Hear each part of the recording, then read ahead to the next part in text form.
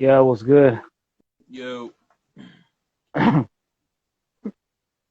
let me get my headphones plugged in.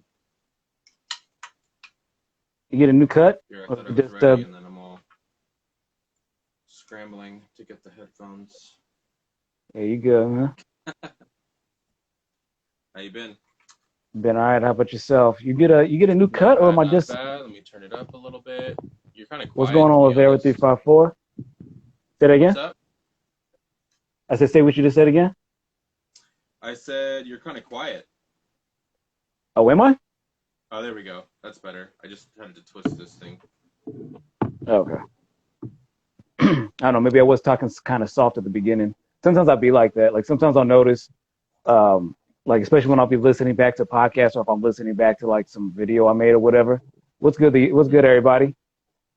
Yeah, what's talk act to me? I actually just did a speaking of talk act to me, I had recently just did an interview with them. Or I guess like I was on their podcast where they talk about Oh yeah. agriculture and food and whatnot. So talk ag to me, it's talk AG to me.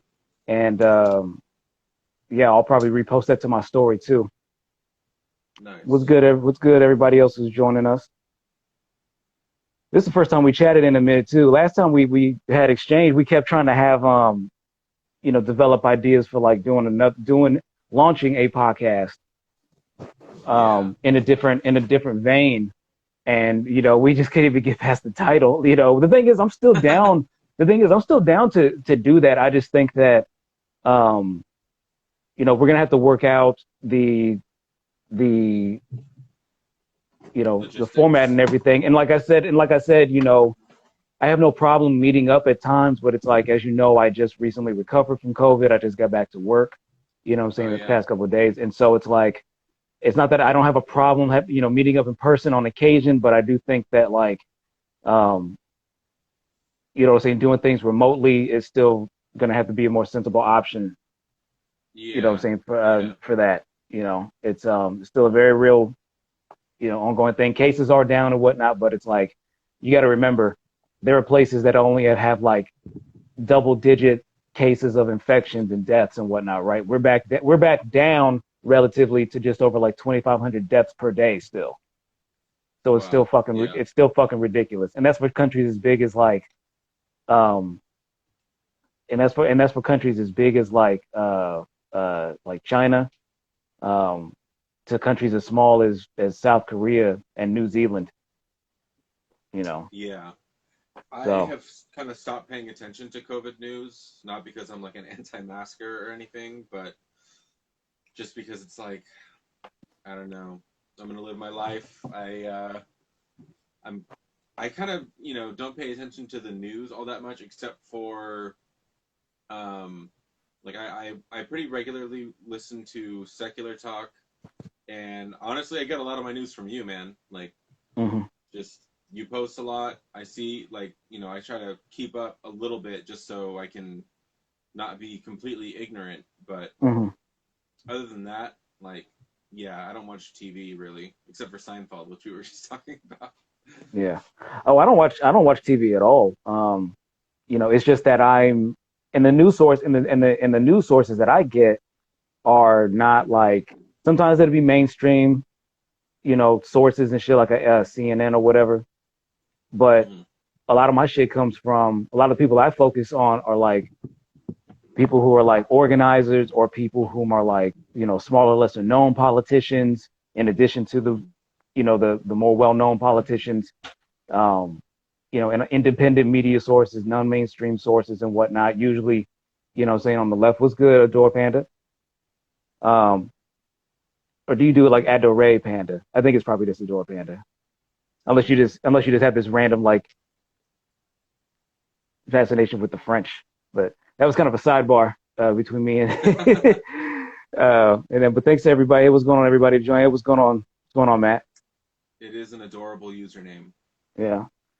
Um, but no, So I mean the yeah. thing, yeah. I mean the thing is, it's not like I don't look at I don't look at the COVID numbers every day, but it's like I more or less do try to check up on it like every week, sometimes twice a week and whatnot. Because obviously a year Yeah. passed into this thing, and it's like, um, it's still it's still a thing. It's still a thing. Yeah, In addition to a lot yeah. of other shit. I'd like to think or hope or wish that it wasn't, but um, easy for me to say from the safety of my own home. Shit, you can't even say that. I mean, LA, like you closer to like the you closer to the Well, epicenter of the shit than yeah, I am. so yeah, supposedly. I don't know, man. That was most definitely.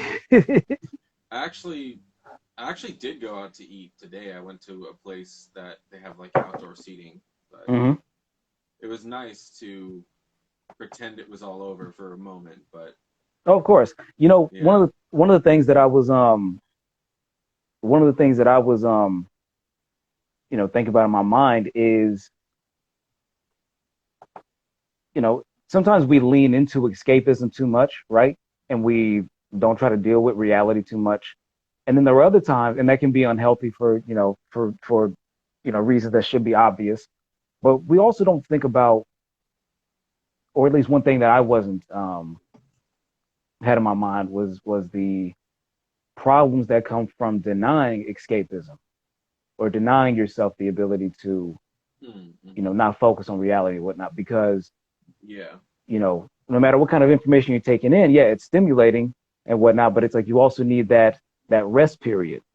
So you need that right. downtime so that way you can reflect more. And not to say that I've never been escapist, but I've definitely, kind of realized that I have been in for a while, been on this pattern of, kind of, I don't want to say like looking down on people who are more like into escapism than myself, but definitely kind of Mm-hmm. being like, you know, like damn, this is kind of like I can't be that fucking escapist, but now kind of Yeah, feeling like I may need to tap into some of that more, yeah, not necessarily concerning COVID, but just in just in general. That's why I've been like I haven't been nearly posting as much um as I was before for a little while. mm-hmm. And yeah, it was just keeping myself overstimulated. Like I definitely get when people are talking about like overusing social media and whatnot, and just keeping yourself overcharged, and then you just get burned out from that. Yeah. I think I haven't posted since it might have even been, maybe early January. I don't even remember. It might have even been December, but Mm-hmm. yeah, I'm gonna post soon. Actually, I have some good edits from a studio session I did some photography at last week. So, or yeah, like a few days ago, I guess. Mm-hmm. Yeah, I guess it was last week. Um, but yeah, let's talk about that Facebook post that you made. Yeah, yeah. It So it got weird in the comments. yeah, I like how it, that guy asked you. He was like, "So are you making fun of her looks or her political stance?" And you just said yes. yeah. That was the perfect response. Yo, so like I said earlier, right? I follow the sources that I follow are non-mainstream. They're different corners of the internet and whatnot, right? So Yeah. some of the people that I follow are like Antifa, very very very active in the communities. Some of them infiltrate communities and whatnot. But Laura Loomer is a high profile. Basically, she's like a Nazi, Yeah. which is interesting because she's actually of Jewish heritage. But Oh, like, but no like, shit. but she's been a figure for a while. She tried to run for Senate. She lost, unlike one of her comrade in arms, Lauren Boebert or whatever, the really Oh fucking yeah. wild one. Yeah. Um, Is she from Colorado? Boebert, I think. I can't even fucking say her name right. I Biebert, think just it's like Biebert. Baybird or Bobert. I don't know. It's spelled Bobert, but I know what you're talking about. I feel And like a so sub. basically, this other chick is she's like a Jew for Jesus, but she's a Jew for Hitler. Yeah, exactly. Essential, which isn't a new thing, but it's still astonishing to see it, right? Um, Yeah. anyway, so basically, long story short, and what the topic of this whole live is supposed to be about is somebody had posted some pictures of her, in the communities I follow, of her at an event with that dude, or I guess that dude. They were at some event, a conservative event, a right wing event, right? Posted it to his IG live. Somebody took a screenshot. Um, and posted on some platform, and it's basically of her with this dude who took it's a selfie of Laura Loomer and this dude, and she just has on the like. So was it you that said it looked like she's wearing a Guy Fawkes mask? Or Yeah. and somebody else said that it looks like she's wearing somebody else's face. And that was like that really is what it looked like to me. That that was a better explanation. That guy said it better. But I did have that immediate thought that like it looks like she's wearing something on her face. And again, it's not like the main thing isn't, oh, she's ugly, but it was unavoidable. It was a hack job. And what I said, yeah, and you're right, because the thing is I shared it, okay, on a couple of my platforms, right, including Facebook, right? And my annotation or whatever was Laura Loomer. I don't know if she needs to fire her makeup artist or or if she needs to hire one. Hire one, but she needs to do one or the other. You know what I'm saying? Because there's a lot of Nazi Barbies that are in they're going to give her a run for her money in the right wing, right? And and the problem is, I think people don't know you necessarily in that group that you shared it to, so they didn't know the tone or how to take what you said. So that's why there was some like backlash in the comment section. But it seemed the majority of people were cool with it. And when I jumped in and started commenting and stuff and kind of just, I mean, I wasn't taking it very seriously in general, but my comments were kind of making light of it, I guess. And then a lot of people were liking what I said. So I don't know, maybe that means something, maybe it doesn't. Well, I just think it goes to show that, I mean, this is going to be different. There's definitely fluctuations in, the dynamics of how groups are, and how, and who's joined and who is actually active in the group versus who's kind of, just still subscribed to it but doesn't really participate. And, certain opinions get overrepresented. Just because a lot of people just after a while don't like to see all those, comments or angry reactions and whatnot. And it's not necessarily that I'm even somebody who like is trying to be like edgy or court controversy. I'm not, saying that's just not really my style. But but the thing is that I'm also somebody who is not like, what's up, Cherry Blossom? I don't break everything down to, there's a that necessarily if you mock somebody, if you make fun of somebody, that it has to be cruel. Yeah. Or that it has to be like about something that's outside their control. Fucking up your makeup, it happens. It's human, and yeah. Not necessarily. It looks like plastic surgery gone wrong. Because it's approaching that uncanny valley, you know what I mean? It's like a thing, or whatever. Yeah, it's like it's almost human, but just something about it is like not. It's just throwing it off. And I don't think it was a filter, because otherwise it would have been on the dude's face too. Right. Yeah. Yeah. Exactly. It's just a bad photo, and she obviously did something. Which, again, to each their own. Like that alone is not worthy of remark. But right. But I mean, when like kind of what you said, like, well, she's a Nazi, so fuck her. Is kind of like what it comes down to.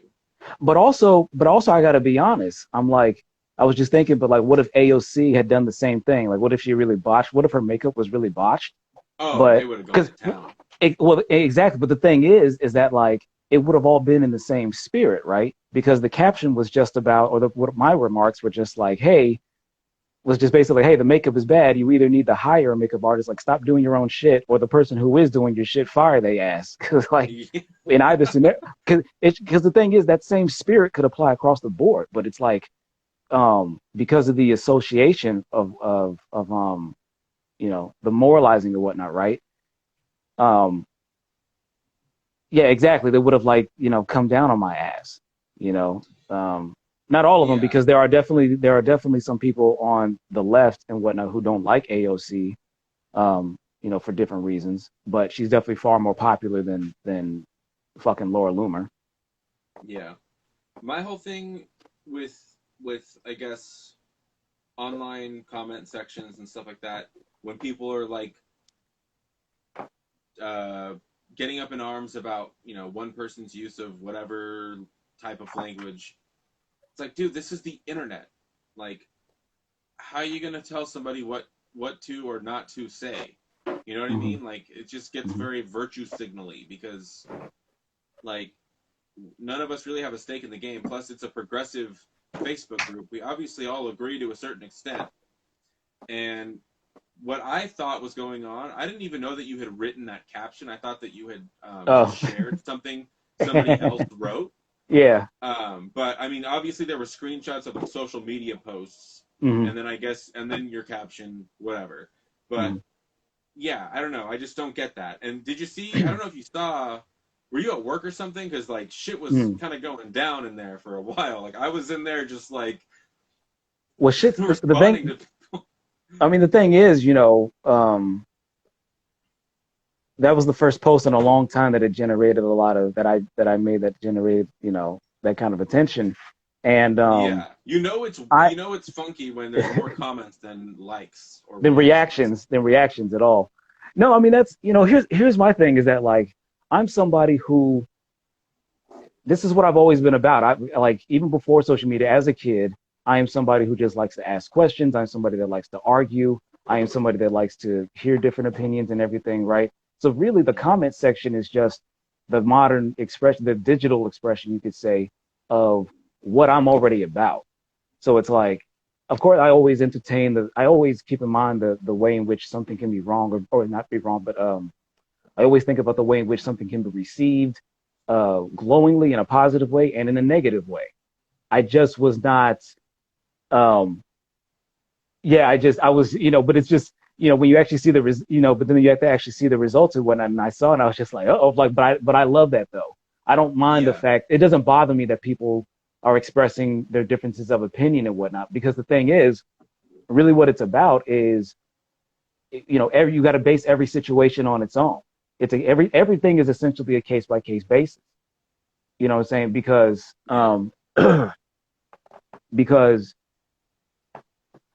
because like I said, that caption that I wrote for that, is not mocking, saying what, like you said, it's not mocking what is natural about them. It's like if a dude gets a mm-hmm. bad haircut or whatever, you know what I'm saying? Mm-hmm. Well, and, people will mock you and say shit. Yeah, Say shit, and it's just like, yeah, it may fuck with your self esteem and everything, but you also gotta be cognizant of how certain things are perceived, um, can be perceived dude. depending on the demographics and whatnot, right?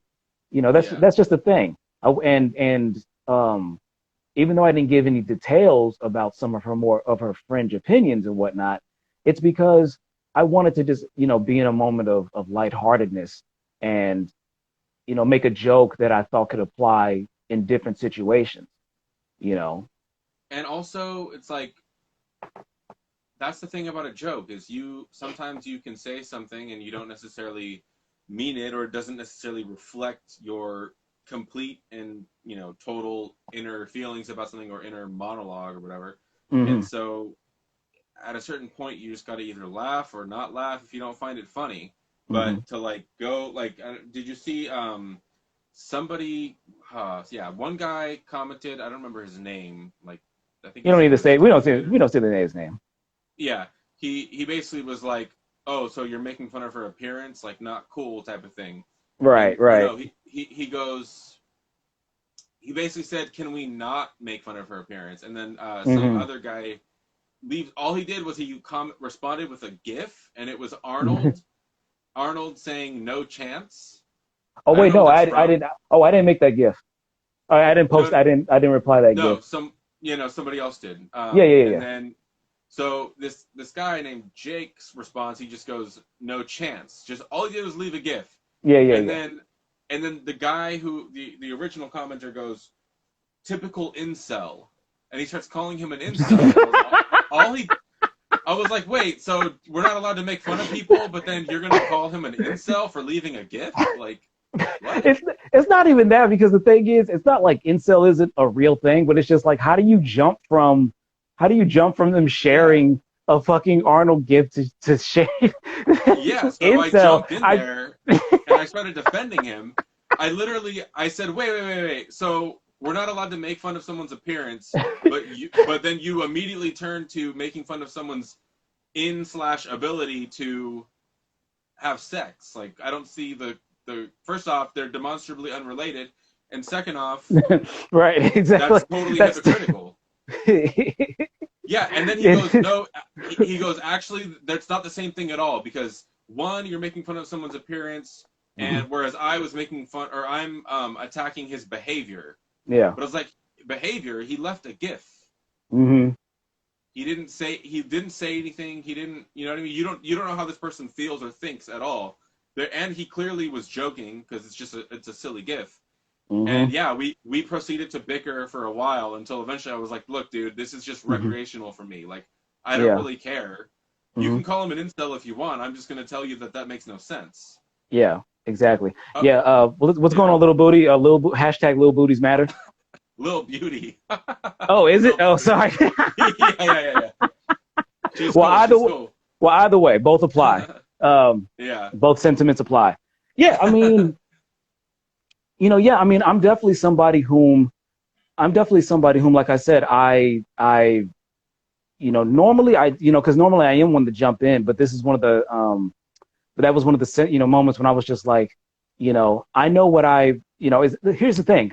And let me juxtapose this to something else. There's another post that I saw, the one that I didn't share or comment on, that I saw on another friend's post. Basically, the whole thing about like, there's a certain segment of like progressive Latin folks whom are trying to, they want to go by LatinX or LatinX, Yeah. addressing the whole like gender, the gender, because it's about challenging the Yeah. genderization of Let's the talk about language and this. whatnot, Yes, right? please. So Please. here's the post that I saw, and maybe you may have seen it, but it's basically it's a caption. Basically, the joke is, what the joke is supposed to be, quote unquote, is a couple of like caricatures of what a social justice warrior looks like. So a Mm-hmm. transgender person, a very distinct type of haircut and hair color, different piercings and shit like that, right?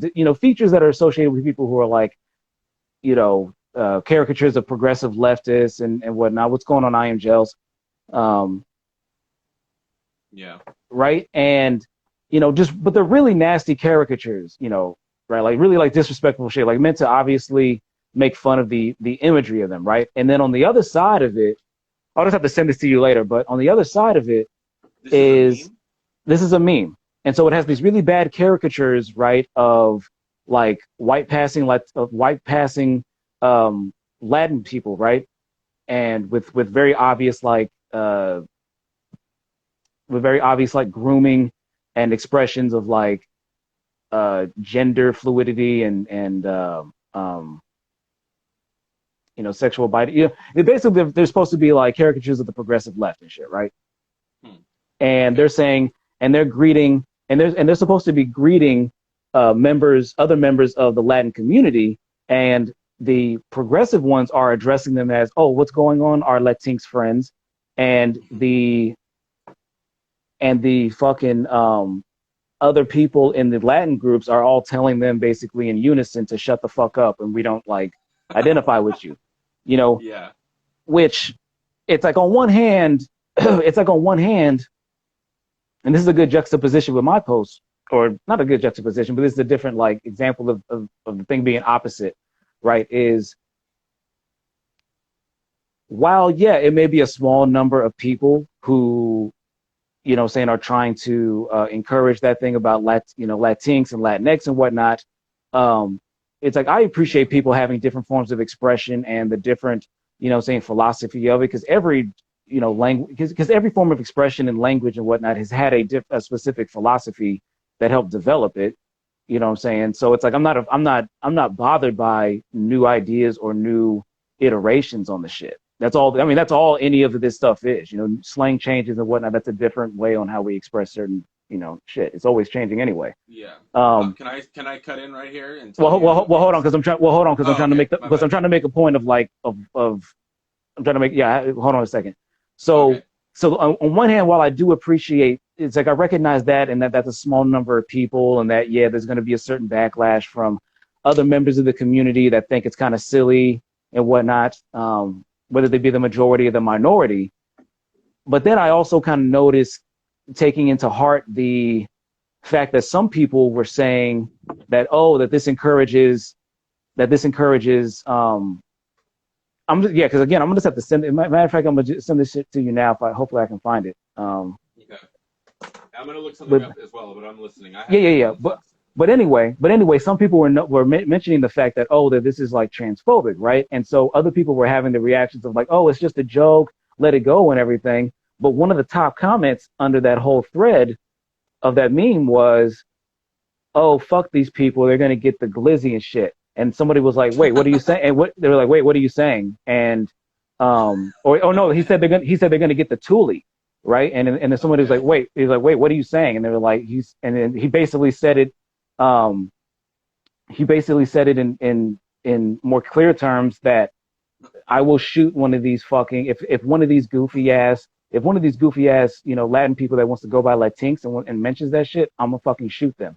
Um, Oh shit. it doesn't. I mean, and it's and that really the thing is that shit kind of really justifies the point that they were making, that the other people were making, about like it was patently transphobic, because like one of the top comments was uh had nothing. It wasn't just addressing their opinions about like, oh, how absurd the Latinx thing is.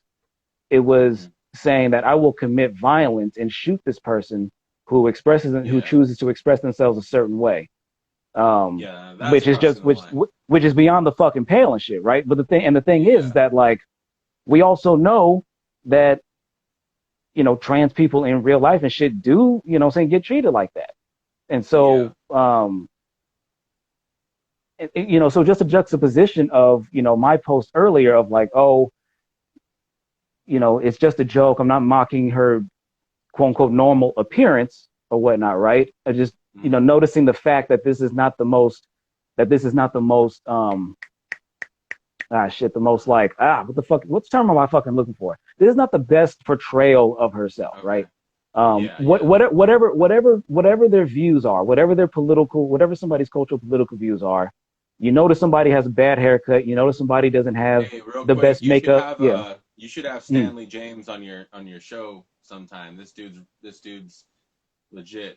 Oh, okay. He's like a philosopher from Long Beach. Wrote a book and everything. What's up, Stanley? Okay. Yeah, I mean that's cool. Yeah. I'll chop it up with anybody, so you can hit me up, Stanley. But basically But yeah. the juxtaposition of that thing of like, I'm just yeah, it's making a comment about their appearance. It's it's superficial or whatever, but Mhm. um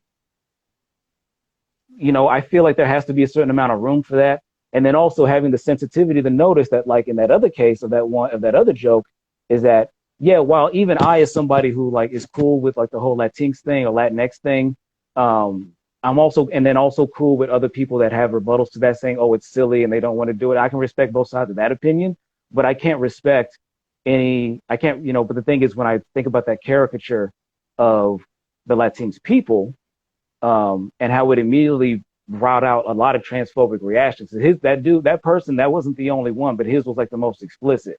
But like Yeah. a lot of the top comments weren't even about the whole Latinx thing, language thing.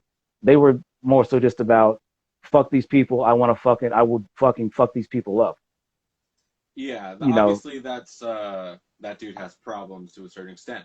But I think that the reason that people are bothered by that term is because, well, my brother put it one way. Obviously, we're Mexican, on my side of the family, but basically, my brother was like saying it's kind of like imperializing language, because it's not really something that came out of like South America. It's something that is more, the proponents of that term are in North America or in the United States of America, and they're sort of forcing it onto other people. Whereas I actually was just pulling this up right here on the Wikipedia page for LatinX, or however you say it. Mm-hmm. It's something like only 1 out of 100 people who were polled and consider themselves to be Hispanic associated with that term. Mm-hmm. Um, and and it was something like only 2 or 3 out of 100 were cool with using that word, or excuse me, they were said that they would use that word, and only 1 out of 10, or 10 out of 100, said that they were around that word and they were okay with it, but that they didn't actually use that word. And the remaining 90% or something, the overwhelming majority had either said that they didn't relate to it, didn't use it, or weren't even aware of it. In fact, it was like 56% or something had not even heard of that term. So until obviously they were polled about it. But Mm-hmm. Mm-hmm.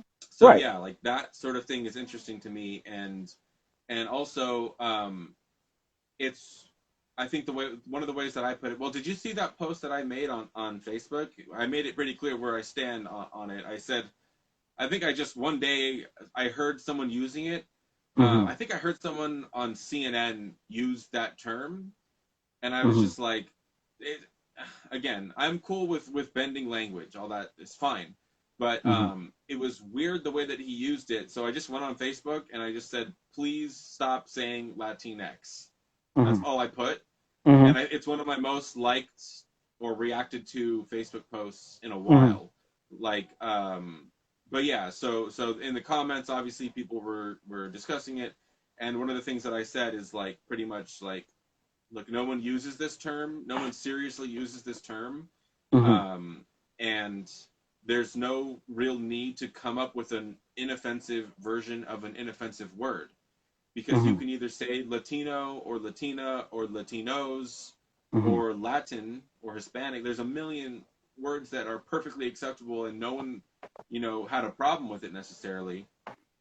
All of a sudden, Well, I don't know about Latinx that. is being, Well, I don't know if that part is that. Well, that part is definitely not true. I mean, there continues to be a divide on some people who don't mind being referred to as Spanish. Um, mm-hmm, which some people see as being because some right, because people some Spain people some people are conquered. bothered some people are bothered by Spanish. Some people don't. If you say Hispanic, they will be like Yeah, Hispania is not a real thing. And other people, if yeah, you just say Latin, they will take it in the same offense. If you're talking to a German person and you just say they're European, they'll be like, no, I'm German, or they will say I'm Chilean, or I'm Brazilian, or I'm Colombian, or I'm true. whatever, right? So the thing is, That's true. that's why I said that I'm sympathetic to both sides, but the thing is, where I'm not, I can't agree that I see it as imperialization because, like I said, that's all this thing is. Anytime a particular form of expression becomes more dominant than another, whatever terms you want to use, including imperialization, I think that's a term that I think imperialization and colonization and shit like that are terms that they become really hard fixed to very strict, narrow definitions. I mean, really, they are expressions of the same human impulse that exists in all peoples. That's why I said that I'm equally sympathetic to people whom are down with Latinx and aren't down with Latinx, because there are valid arguments for both, and also people Yeah, that, and also for those that don't want to be referred to as Spanish or referred to as simply being Latin. You know what I'm saying? Like, I get all of those. Just like there are black people who don't want to hear nigga from anybody. There are black people that only want to hear nigga from other black people, and there are black people who are like, they'll hear nigga from anybody and don't care. You know what I'm yeah. saying? So like, um, It's all we are all circumstantial. exactly. It's all a case by case basis. We're all potential colonists. And while the reality of the last 400 years or so has been based on around stuff like white Western European, and to a less, and like American and Canadian to a lesser degree, dominance. It's not like they were the first empires or the first colonizers or the only ones that have been successful within the past 400 years. They just Oh been, yeah, look at the you know, Mongols. well, that was preceding the last 400 years that I'm talking about. But I mean, Oh yeah, yeah, yeah. within the last 400 years, the British were not the only ones, and the French were not the only places to have. Western Europe was not the only place to have colonies or to have, colonizing other cultures. Like all the major civilizations that we know of from the Americas before the Spanish and the Portuguese and everybody else started coming over. How do you think they became major civilizations? They didn't just like it wasn't just like everybody just started off from the same genetic from the same tribes or whatever. They also annexed, to use a very political euphemism, they annexed, absorbed other people into their fucking civilization. That's how you Yeah. get a civilization, basically. Otherwise, you're just a fucking tribe or like a something much smaller than that. But civilization in and of itself, the thing that people don't really understand is that it comes from, to a certain degree, of colonization, or excuse me, it comes Yeah. from a certain degree of that was redundant, but it comes from a certain degree of of dominating another group in some form or fashion. That's Yeah. and I mean, absorbing other people and making them have to go along with your program. And yeah. so it's really Prosperity more, was yeah. defined by the spreading of your seed, both literally and symbolically. But hey man, I was gonna ask you, do Right. you watch Jeopardy? I don't. Okay, I've been on a Jeopardy kick lately. Oh, really? Yeah. Interesting. I think that you would probably like that show, or do well at it, at like getting the answers and stuff like that. Well, I know that I wouldn't get good at the answers because I've met people or I've seen interviews about people whom, like, they don't even make it to get on the show, but they get they have some degree of success in like the tryouts and shit like that. And Okay. yeah, you just start to understand the scale. So while I may know quite a bit more, be more engaged than the average person, it's still nowhere near, saying what would be required to Oh get me yeah. like anywhere in that shit. Like, Oh I yeah. mean, I mean, I've definitely seen Jeopardy, but it's like, it's a little bit more, the depth of, that's all they do, basically. That's all they fucking do.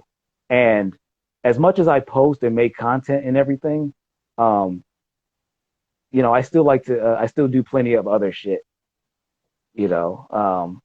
You yeah, know, exactly. You have to be pretty obsessed with trivia and history and geography and mhm, all that stuff to excel at the game itself. But just yeah. watching it, it's a good way to kind of just it's like a brain exercise. Mhm. It's a 30-minute brain exercise. Oh no, I mean it's stimulating. I'm not hating on it. It's just not something I've really taken in. Primarily because a lot of the information that I try to take in, I try to use shit that, yeah, obviously I have my more laid back side. I have a more comical, side, obviously, but Mhm. I also spend quite a bit of time of trying to, have very well informed opinions, right, and try to really dig down to what, I think is the most significant, points of understanding on an issue. And so I try to focus on information I have. What's going on, Tavi J and Chardo Tizzy? Um, Hey, Tavi J just put Or out a new Shadow song. or Chardo Tizzy. Hey, check out Tavi. He just dropped a music video, and man, that intro on that video, I was telling him, some of the realest shit I've seen in, like, a hip hop song. A lot of hip hop videos nowadays, they're all basically just posse shit, where it's like, you get the whole gang around you, and then the person who's doing the lead rapper, yeah, it's Mhm. just in the middle, and then everyone's around him, and everyone's just dancing and shit. This guy put out a video that was like intense, like socio-politically centered, and yeah, yeah, just check it out. I don't remember what it's called, unfortunately, I forgot. But But technically, I met him down in OC one day. Actually, I met him when him and his crew were doing a video shoot at Hillcrest Park in Fullerton, mhm. and just ran up on him like, "Yo, what's up? Like, you guys are on Caught you Instagram?" lacking, Like, son. He ran up on. no, I didn't. Yeah, I did a drive by real quick. No, but yeah, no, we just, like, I'm always trying to connect with other creative people, and so it's good to find like-minded individuals. Yeah, yeah, absolutely, absolutely. Widening the circle. But yeah, but just to kind of tie that up. You Look at know, this incense I got. oh, okay. I will never run out. Chinatown, bro. Never buy incense at a smoke shop again. This was basic. This was like $5 for like Yeah. 300, or I don't even know how many are in here. What's it in a It smoke? doesn't How even. much is it in a smoke shop? I've never bought incense. Oh, bro, it's like okay. So if you buy like a 20 pack of incense, it's like Uh-huh. I don't know, like $3-4 or something. Or sometimes you can.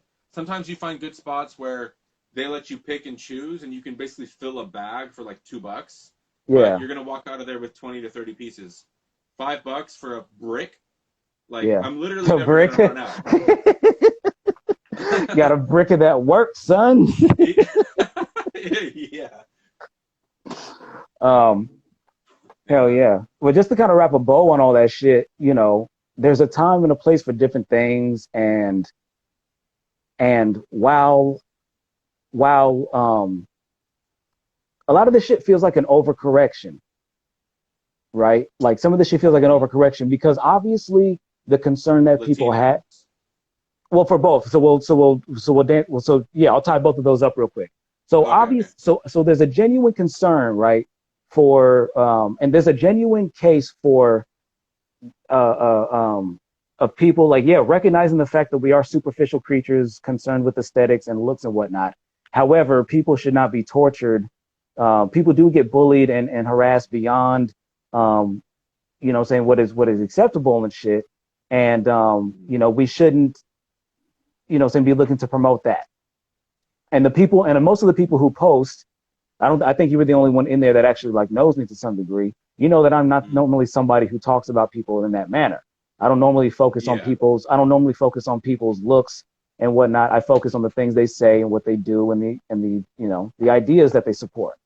Right. Yeah. Which is why I also mentioned the fact that she's like far right and a conspiracy theorist and a Nazi and shit. Right. So it's just like, yeah, understanding the concern there, but being like, yeah, but we can still have room to point those things out and point out people's looks in a way that doesn't go across the line, and recognizing if somebody isn't, and recognizing the fact if this person is crossing the line or has a history of doing that, because You should explain for anyone joining who you're Mhm. referring to again.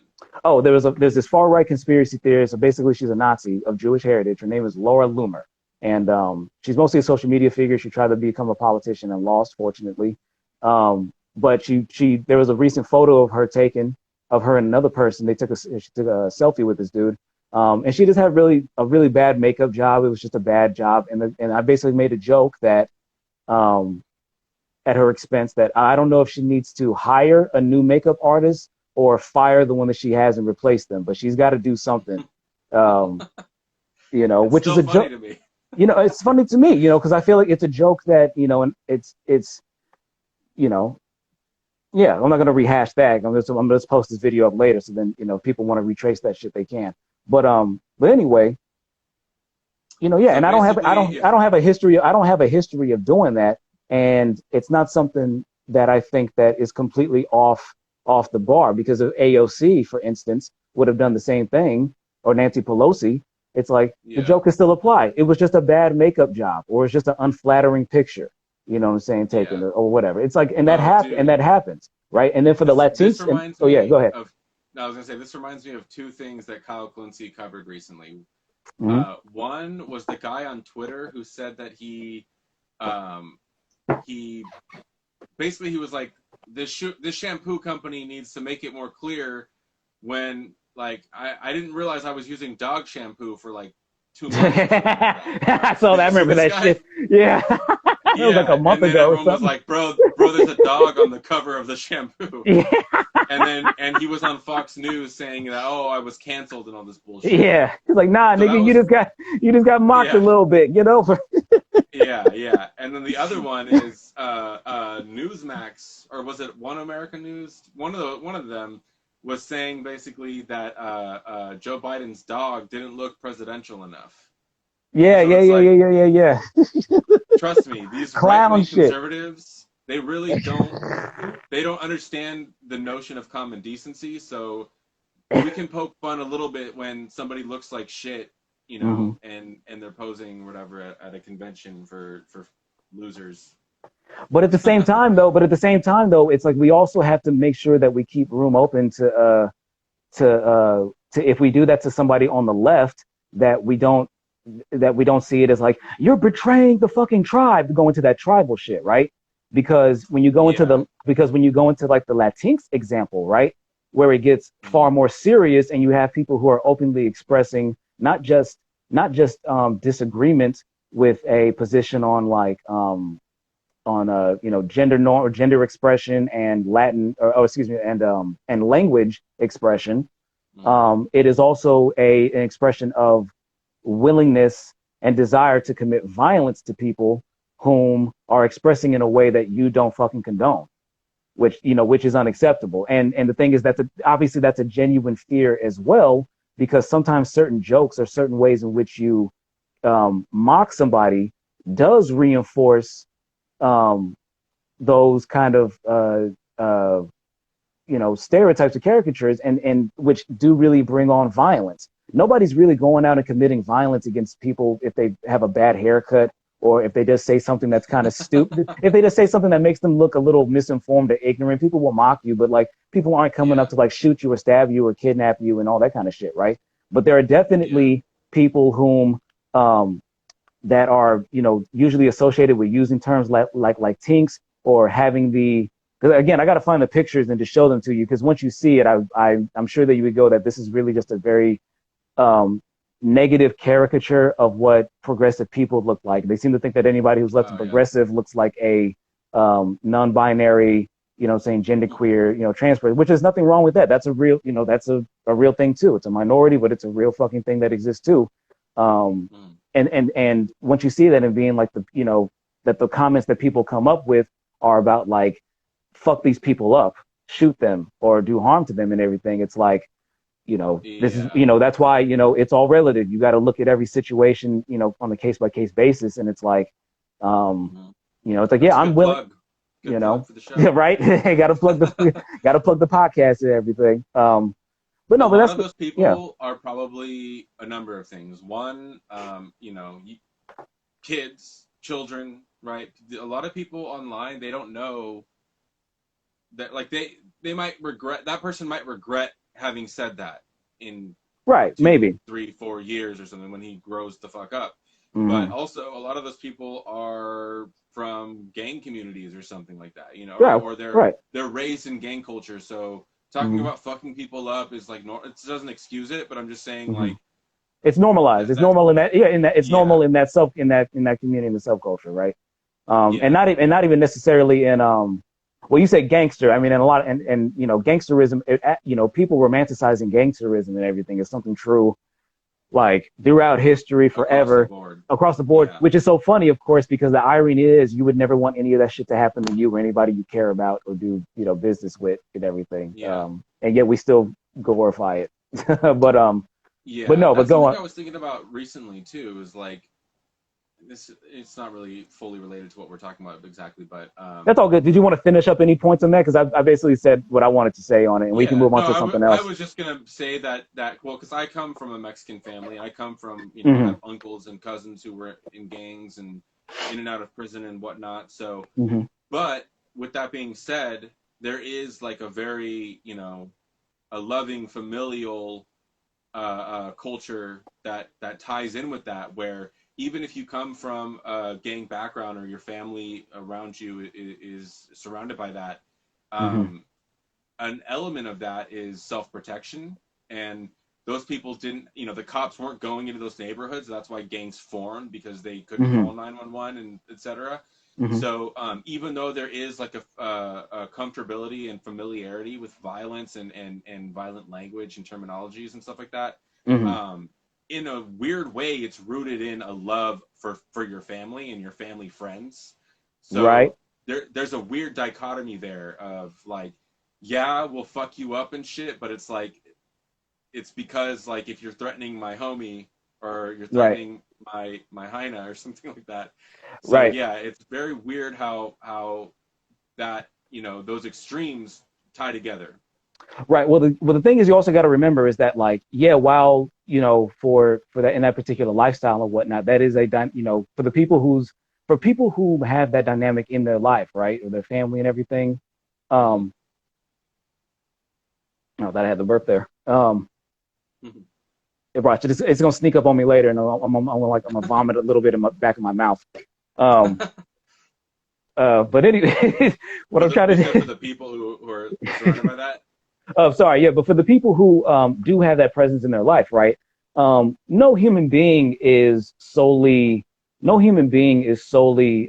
influenced by one element. So like, yeah, while gangsterism may be, or street culture may be the main philosophy that's driving your life, people also draw inspiration from other things. There's plenty of people who are gangsters or whatnot, who had watch anime and watch anime, or they're very emotionally expressive artists, or they become very legitimate business people, or they transition out into legitimate businesses altogether, or they go into law or whatever. There are examples of these things, right? Because people are diverse and have all these different elements.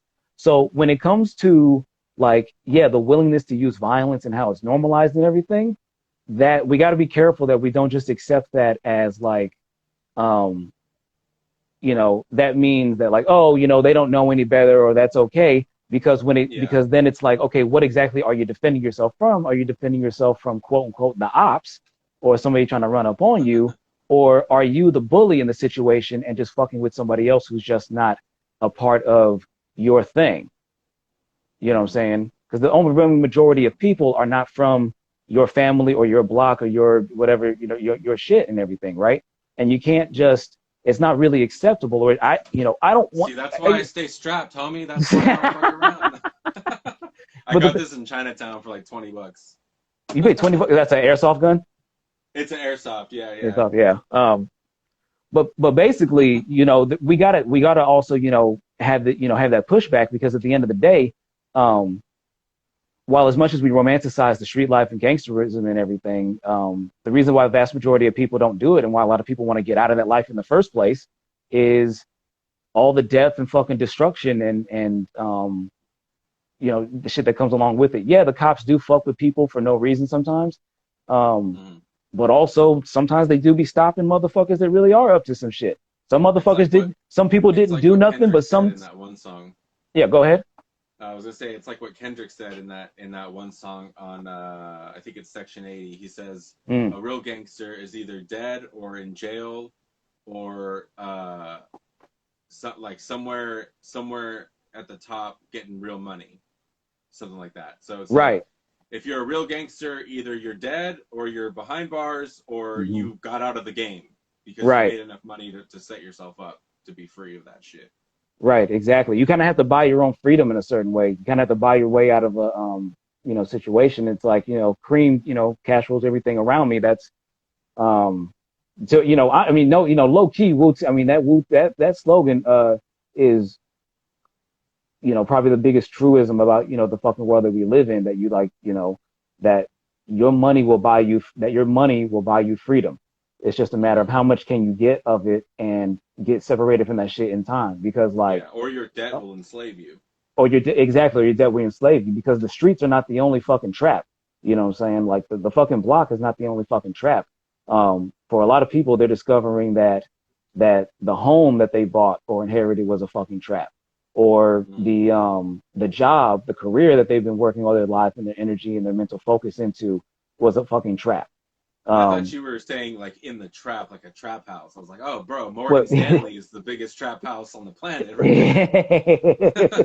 You said what is the biggest trap house? No, I said Morgan Stanley was the biggest trap house. Or what was Bernie Madoff's thing? Bernie Madoff. I don't know what he worked through, but I mean that was more of him saying that like, oh, give me your money, I know how to invest it. So he was like he was acting like the go. I don't know what like. But in a way, I don't know what, it's like the most successful, or well, even though it was one of the most unsuccessful, but no, they were successful because they got bailed out. But yeah, one of the most successful trap houses or Ponzi scheme. They were moving products, but it was all just money and numbers. Yeah, derivatives and shit. Using the debt of somebody else to gamble on somebody else's debt. Locking people into these like cycles of debt. I mean, that's so much of what the economy is based on. But I mean, just to But talking about like the continuing on like the how gangsterism and shit is romanticized. That somebody recently talked to me. It was Matt actually. He was asking me about what do I know about drill music, right? And I'm somebody that never used to really watch like hood movies and street fights. I never really idolized. I was never somebody that was into like Scarface and into like Goodfellas and all the or Juice and all that gangster shit. Like You don't I like like Goodfellas? I don't like it because again, it's like I understand the appreciation for like the organization and discipline and the hierarchies and seeing those dynamics and shit, right?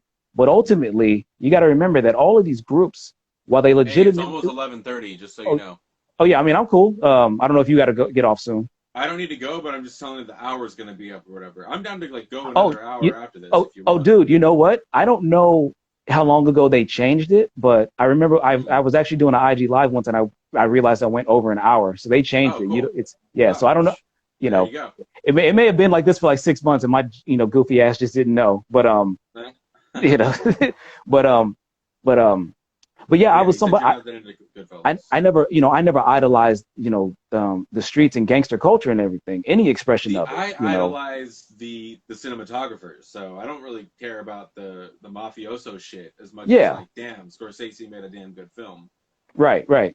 And and the thing is that like and that's right. Cinematography, the art, the propaganda through art, right? Through creative expression. Yeah, Because I do believe as an artist, as a creator, I do believe that I am also participating in propaganda. It's just a matter of propaganda is just one term for saying that you're trying to elicit a particular reaction from certain people, um, using certain information or portrayals. Um, true. all communication is a kind of propaganda. But anyway, but talking about like gangsterism and street shit, because like I've lived in, because the thing is I've lived in different I've lived in Inglewood, I've lived in Athens, which is near Gardena and Hawthorne. I've lived in Pomona, I've lived in Chino and shit, and different economic statuses, different groups, different careers that people get all across the world and shit, and lived in North Carolina too, right? And Mm. so it's like I seen all kinds of different shit, even though I was never appealing to the streets. And part of that, and part of it was because I didn't really have any place I could claim or always had like 5 or 6 cousins or a whole bunch of people backing me.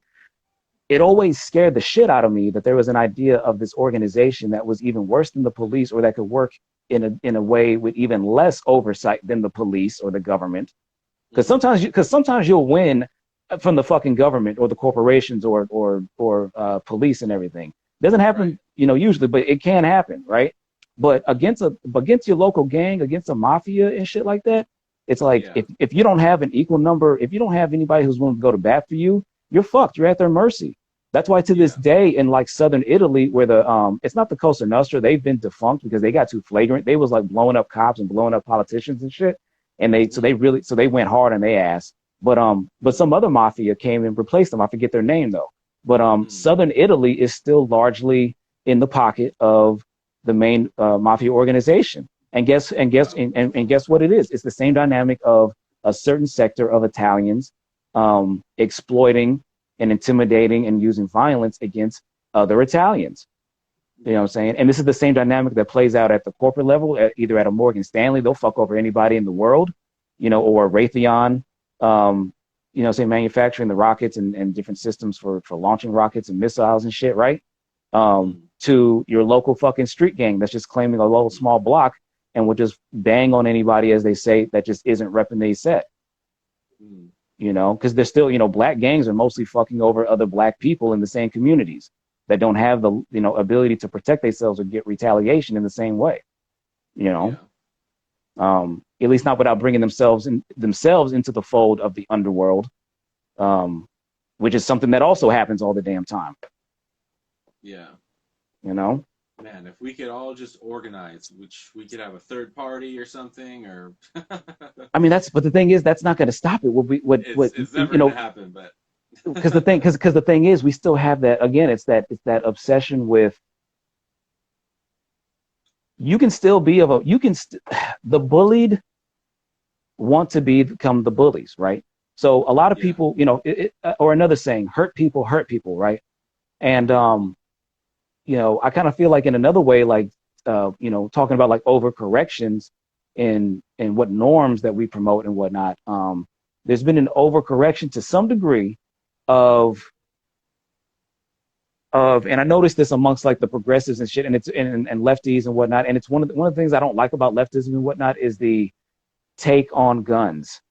Even though I've never, you know, been a gun owner and whatnot, my perspective has definitely shifted a little bit more. You know, some people would say conservative, but to me, I just look at it more as like self-preservation. I'm like, I'm very fortunate. I'm very fortunate to not have been in situations where, you know, that I'm aware of where I needed a gun. But at the same time, I live in a country of people whom a large number of them, especially of my fucking community, the black community, who glorify violence, who glorify being bullies, you know, saying they want to be tyrants. And yeah, while there may be legitimate fucked up things that have happened to them, that doesn't excuse all the shit that they're trying to inflict, you know, saying on others, especially when they want to turn around and be like, why isn't Black Lives Matter talking about, you know, little so-and-so, you know, so when they got killed, because that nigga dropped 5 other black people in the community and they wasn't even doing nothing.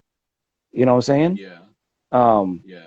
But they was just regular working people, not trying to, you know, not in the mix, but they had to catch a stray bullet, you know what I'm saying? Or they had to get fucking robbed, or they had to get stomped out just because they wasn't from your set. You know what I'm saying? Weird.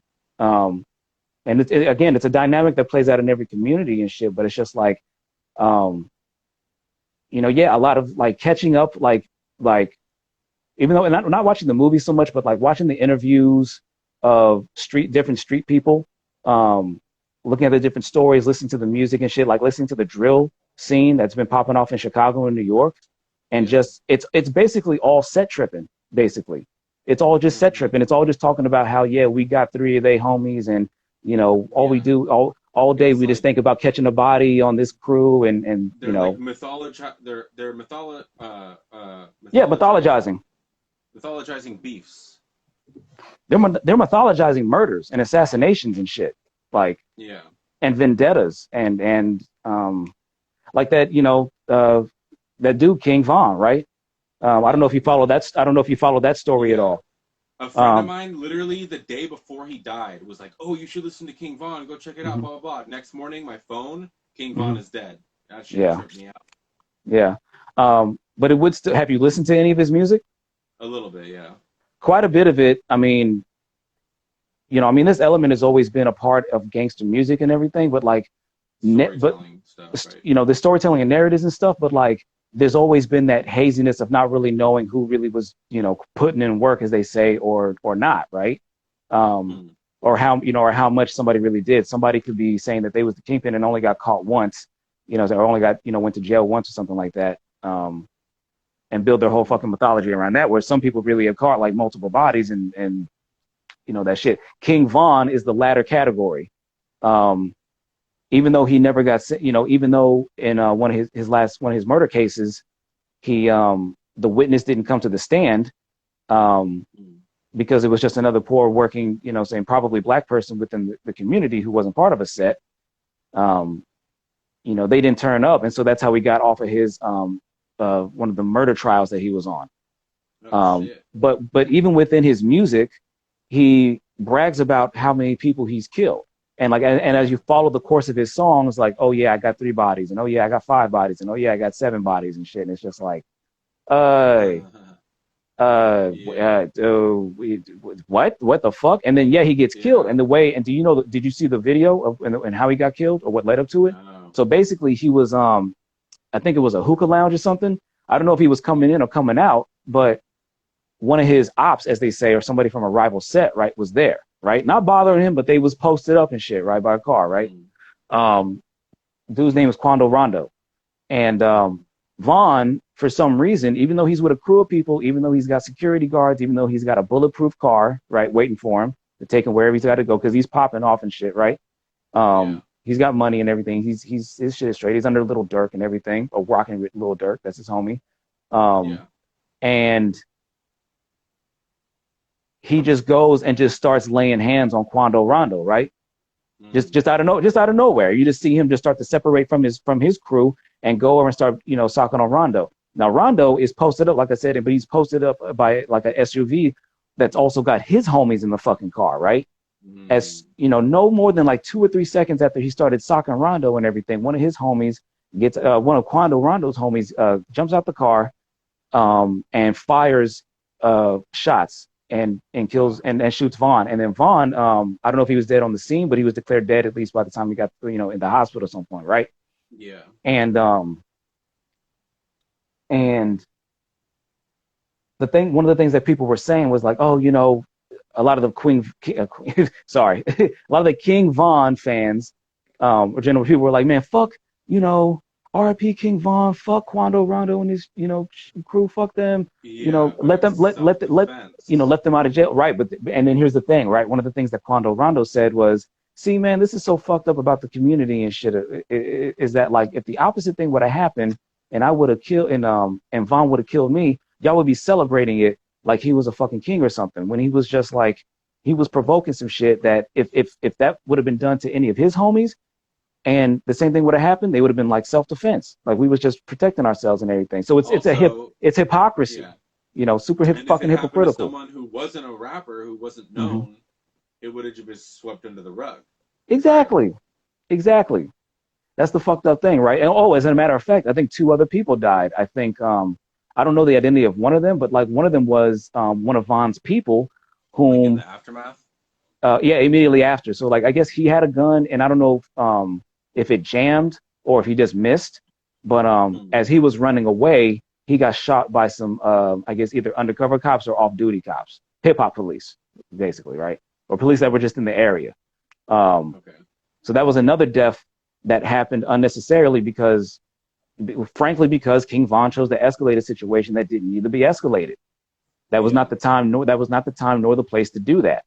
And he was 26 years old. And it's like, there've been a bunch of documentaries and stories about him, but he was part of but the thing is, he has been connected to quite a few high profile murders and shit. Like he's been included in documentaries. There's a ton of different national crimes. As a matter of fact, I mentioned that he's under a dude named Lil Durk, right? He was also from the Chicago drill scene. He's also, it's even though they're not, they could not even be around each other in like the final months of like King Von's life and everything, because they were in the middle of a murder trial, because they've both been connected to another fucking shooting that had happened. And both of these dudes at this point are, Lil Durk is like an international fucking rap. Yeah, exactly. He was that dude from the Vice. He was that dude from the Vice News Chirac. He was in the Vice News Chirac, thing they fucking did. He was one of the main profiles, Lil Durk. Doesn't he kind of like sing rap, like kind of like? Yeah, but he's really talented. I've seen some of his stuff, I think, and it reminds me of what the FBI said about 6ix9ine. It's like, you were supposed to be your whole crew's ticket out of there. Yeah. And you dug them further into the hole of gang life. Like, why? You have all this talent. You have all these opportunities. You have distribution. You're signed to a label, whatever. Like, just just keep making music. Just keep lying about how many people you killed. Like, yeah, right. That shit up. Yeah, exactly. Just it's better to lie than have to. And the thing is that like obviously because and the thing is, King Von is just one of a couple other. There was a rival that he had in Chicago who went by FBG Duck. He was killed. He was killed in broad daylight at the Chicago equivalent of Rodeo Drive. Okay. And and he was with a woman, and I guess how it happened was a fan was just like, oh shit, he went on IG Live or whatever, and the ops is watching, just like the FBI are watching, right?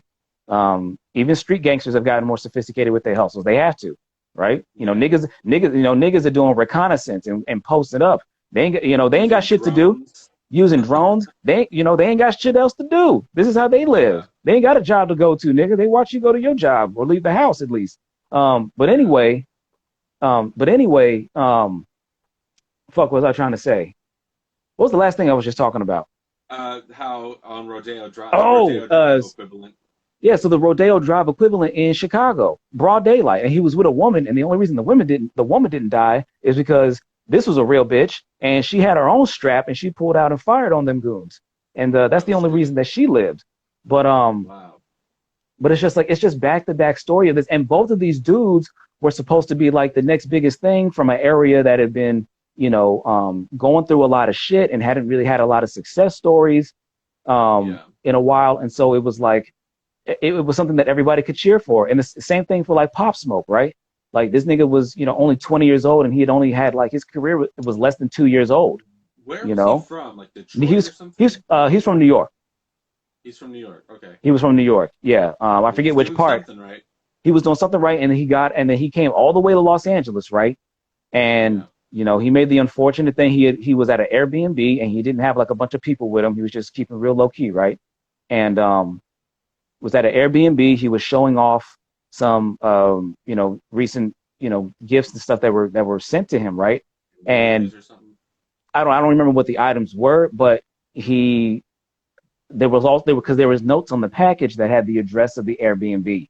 And Oh. there were some Hoovers. It was confirmed that like there were some Hoovers, Crips and shit that were Yeah. in his feed watching the shit, and they staked it out. They went ran up on him, and apparently Wow. he struggled in the middle of it, and got killed. And then the niggas that did it, saying one of them, the main one, he after he got arrested, saying went on his social media and was posting himself, saying in his fucking suit and everything, wiping down the floor and shit like a fucking after school fucking suspension kid, like he did something to be proud of. Wow. People are fucking dumb. But it's also just like, I'm sure if we go and we look through the story of that person, of that dude, or those killers, because I think it was like 4 or 5 of them.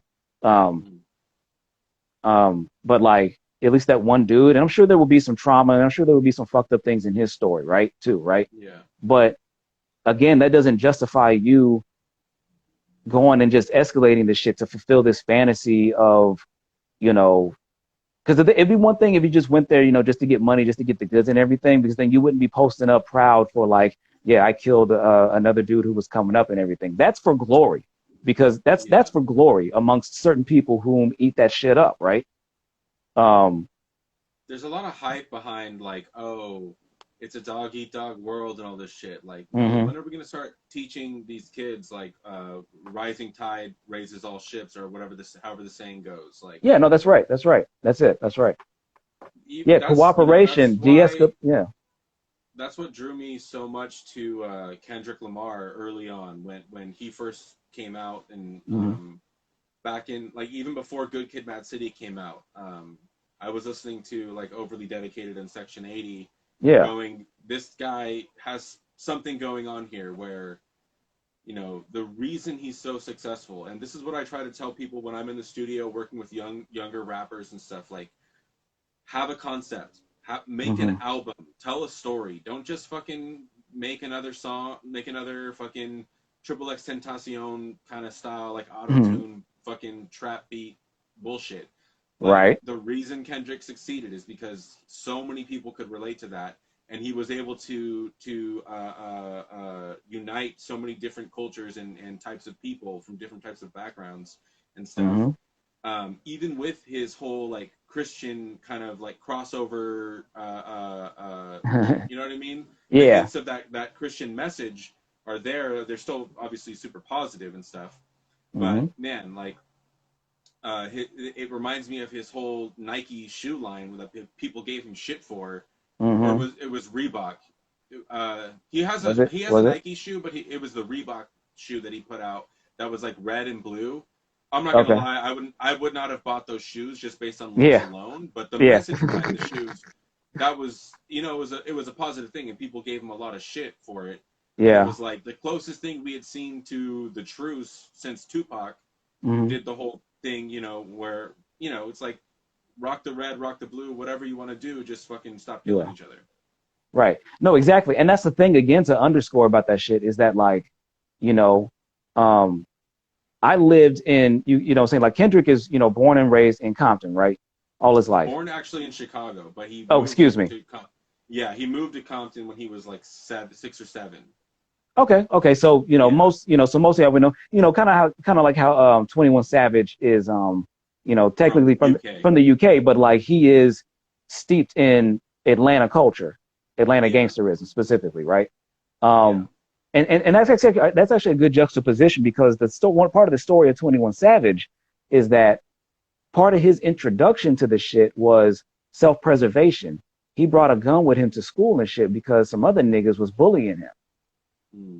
You know, and I don't know if this is like before or after he officially had joined the gang, but it's like that's also a true, you know, same thing that happens is that people join gangs for protection. Some people are born into it, some people just want the glory, but other people are like, man, if I don't like me, I didn't have 5 or 6 cousins or niggas that would go and ride for me, but the benefit I did have is that I had a stable, you know, like household or whatever places I could stay, and then also I had I wasn't just stuck in one place, right? I've lived in, you know, I've had to jump around to different schools and different places and whatnot.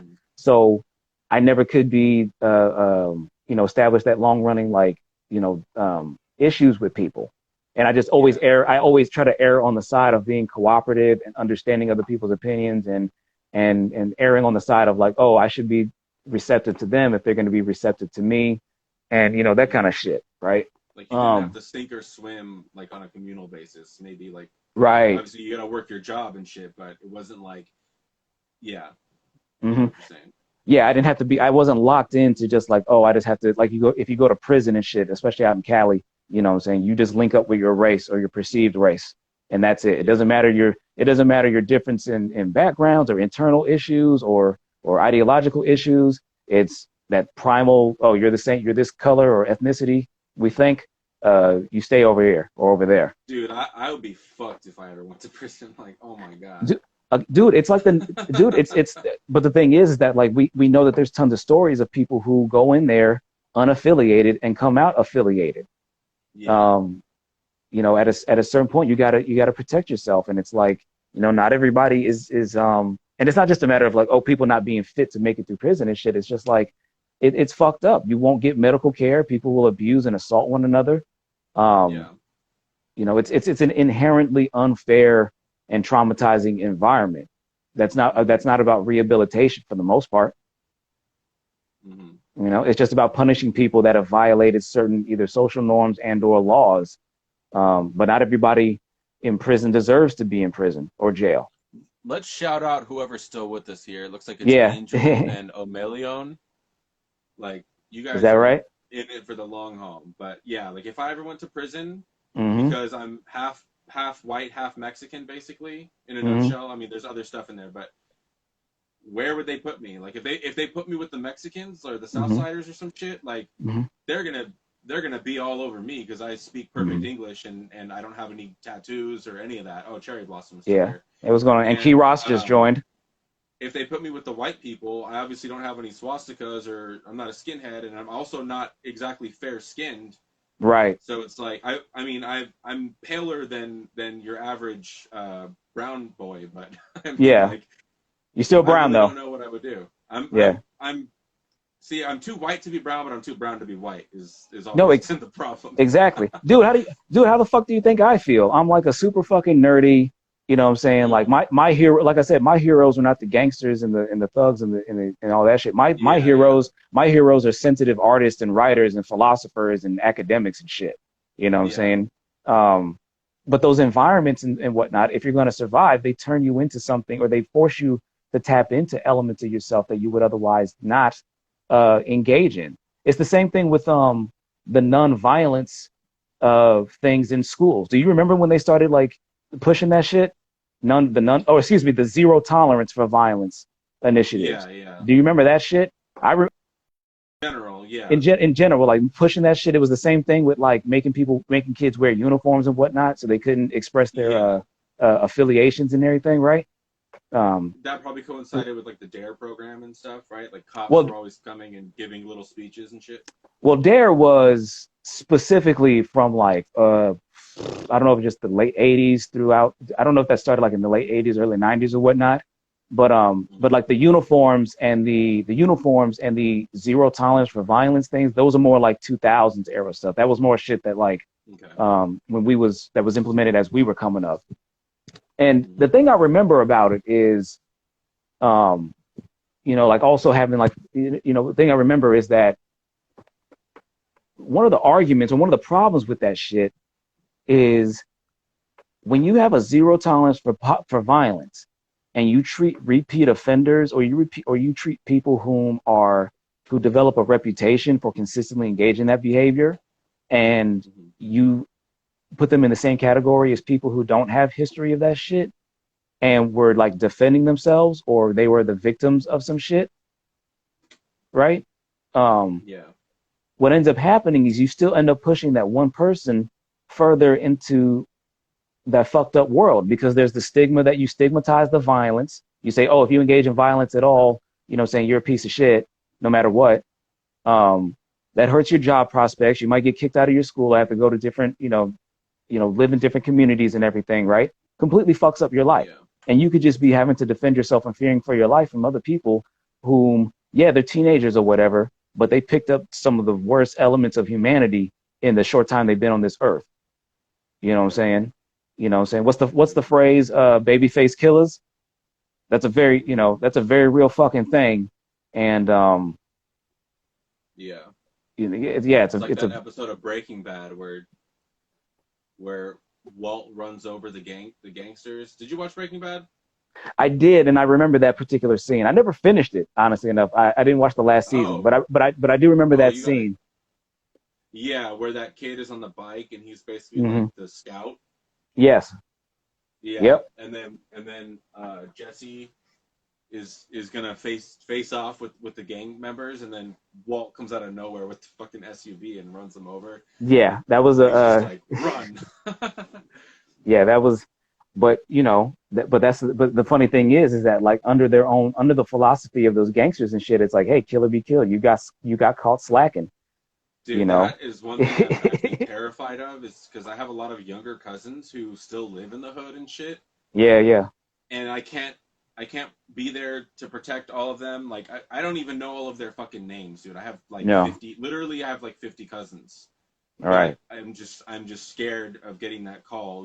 That one of them got caught up. Like, there's nothing that I can do about it. Yeah. What's going on, Ale Chia? Oh, I don't know how to say. I don't know if it's. How do you say their name?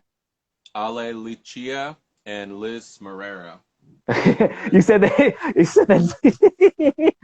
You said that one Ale Chia. Like, like you said that shit like you never seen it before. I thought that was. I thought they was which. I thought they was one of you. I thought it was one of your peoples. I welcome one and all. Yeah. No, that's dope. Thanks to y'all for being on here. It's still gonna load this video up afterwards because we've been going over quite a bit of shit. But yeah, man, like that's something I've been reflecting a lot more on, is because like I said, because I'm not somebody who's infatuated with violence and gangster shit in the street and that, elements of the street culture. I would say that if there are any elements of street culture I appreciate, it is the art and music, it is the drugs and the sex. You know what I'm saying? And the thing is, rock and roll. just not the. Well, no, because the rock and roll, that's the music. I don't like the violence. Touche. I don't like the violence and shit. Although I will say that because of my experiences and the things that I've seen and whatnot, it just reinforces the fact that, because when I was younger, I used to think that I was a pacifist, that never engage in violence under any circumstances. But it's like when somebody actually smacks you in the face or somebody's trying to bully you and everything, and that happens, is like you're going to defend yourself because for some people, that's the only thing they understand. That's what quote unquote respect is to them. Whereas I'm used to the world, or the world that I prefer to exist in, is respect based on, your rhetorical skills, your debate skills, or your critical thinking skills, your ability to cooperate with others and shit like that. Right. At the same time, though, what this, different political and cultural things have shown is that there's also going to be a significant faction of people who are against that shit, but from a different angle as well. It's not going to be that they're reinforcing a reality of necessarily gangsterism or street shit, but it also involves a lot of violence and a completely different reality that I don't ever want to see myself in, right? Because any idea, any expression, even though I'm somebody who likes to think that I base my ideas and values and like facts and stuff that's been proven to a certain degree, it's also expressing a reality that I want to live in. I want to live in a world where people take, you know, saying pandemics and diseases and shit seriously, and vaccines seriously and stuff like that, right? But you also have a group of people whom will violently defend their rights, their individual freedoms or rights to Not fuck take up, that shit to seriously. not take that shit, to not take it seriously and blow up the spot for everybody else. That's why Yeah. even before, that's why not even talking about COVID, years preceding, the anti-vaxxer movement has been growing with a lot of other conspiracy and fringe movements, right? And we've seen the return of, we've seen the spike of measles. We've seen the return of, I don't think we've seen the return of polio, but we've definitely seen a spike in, what's that other disease?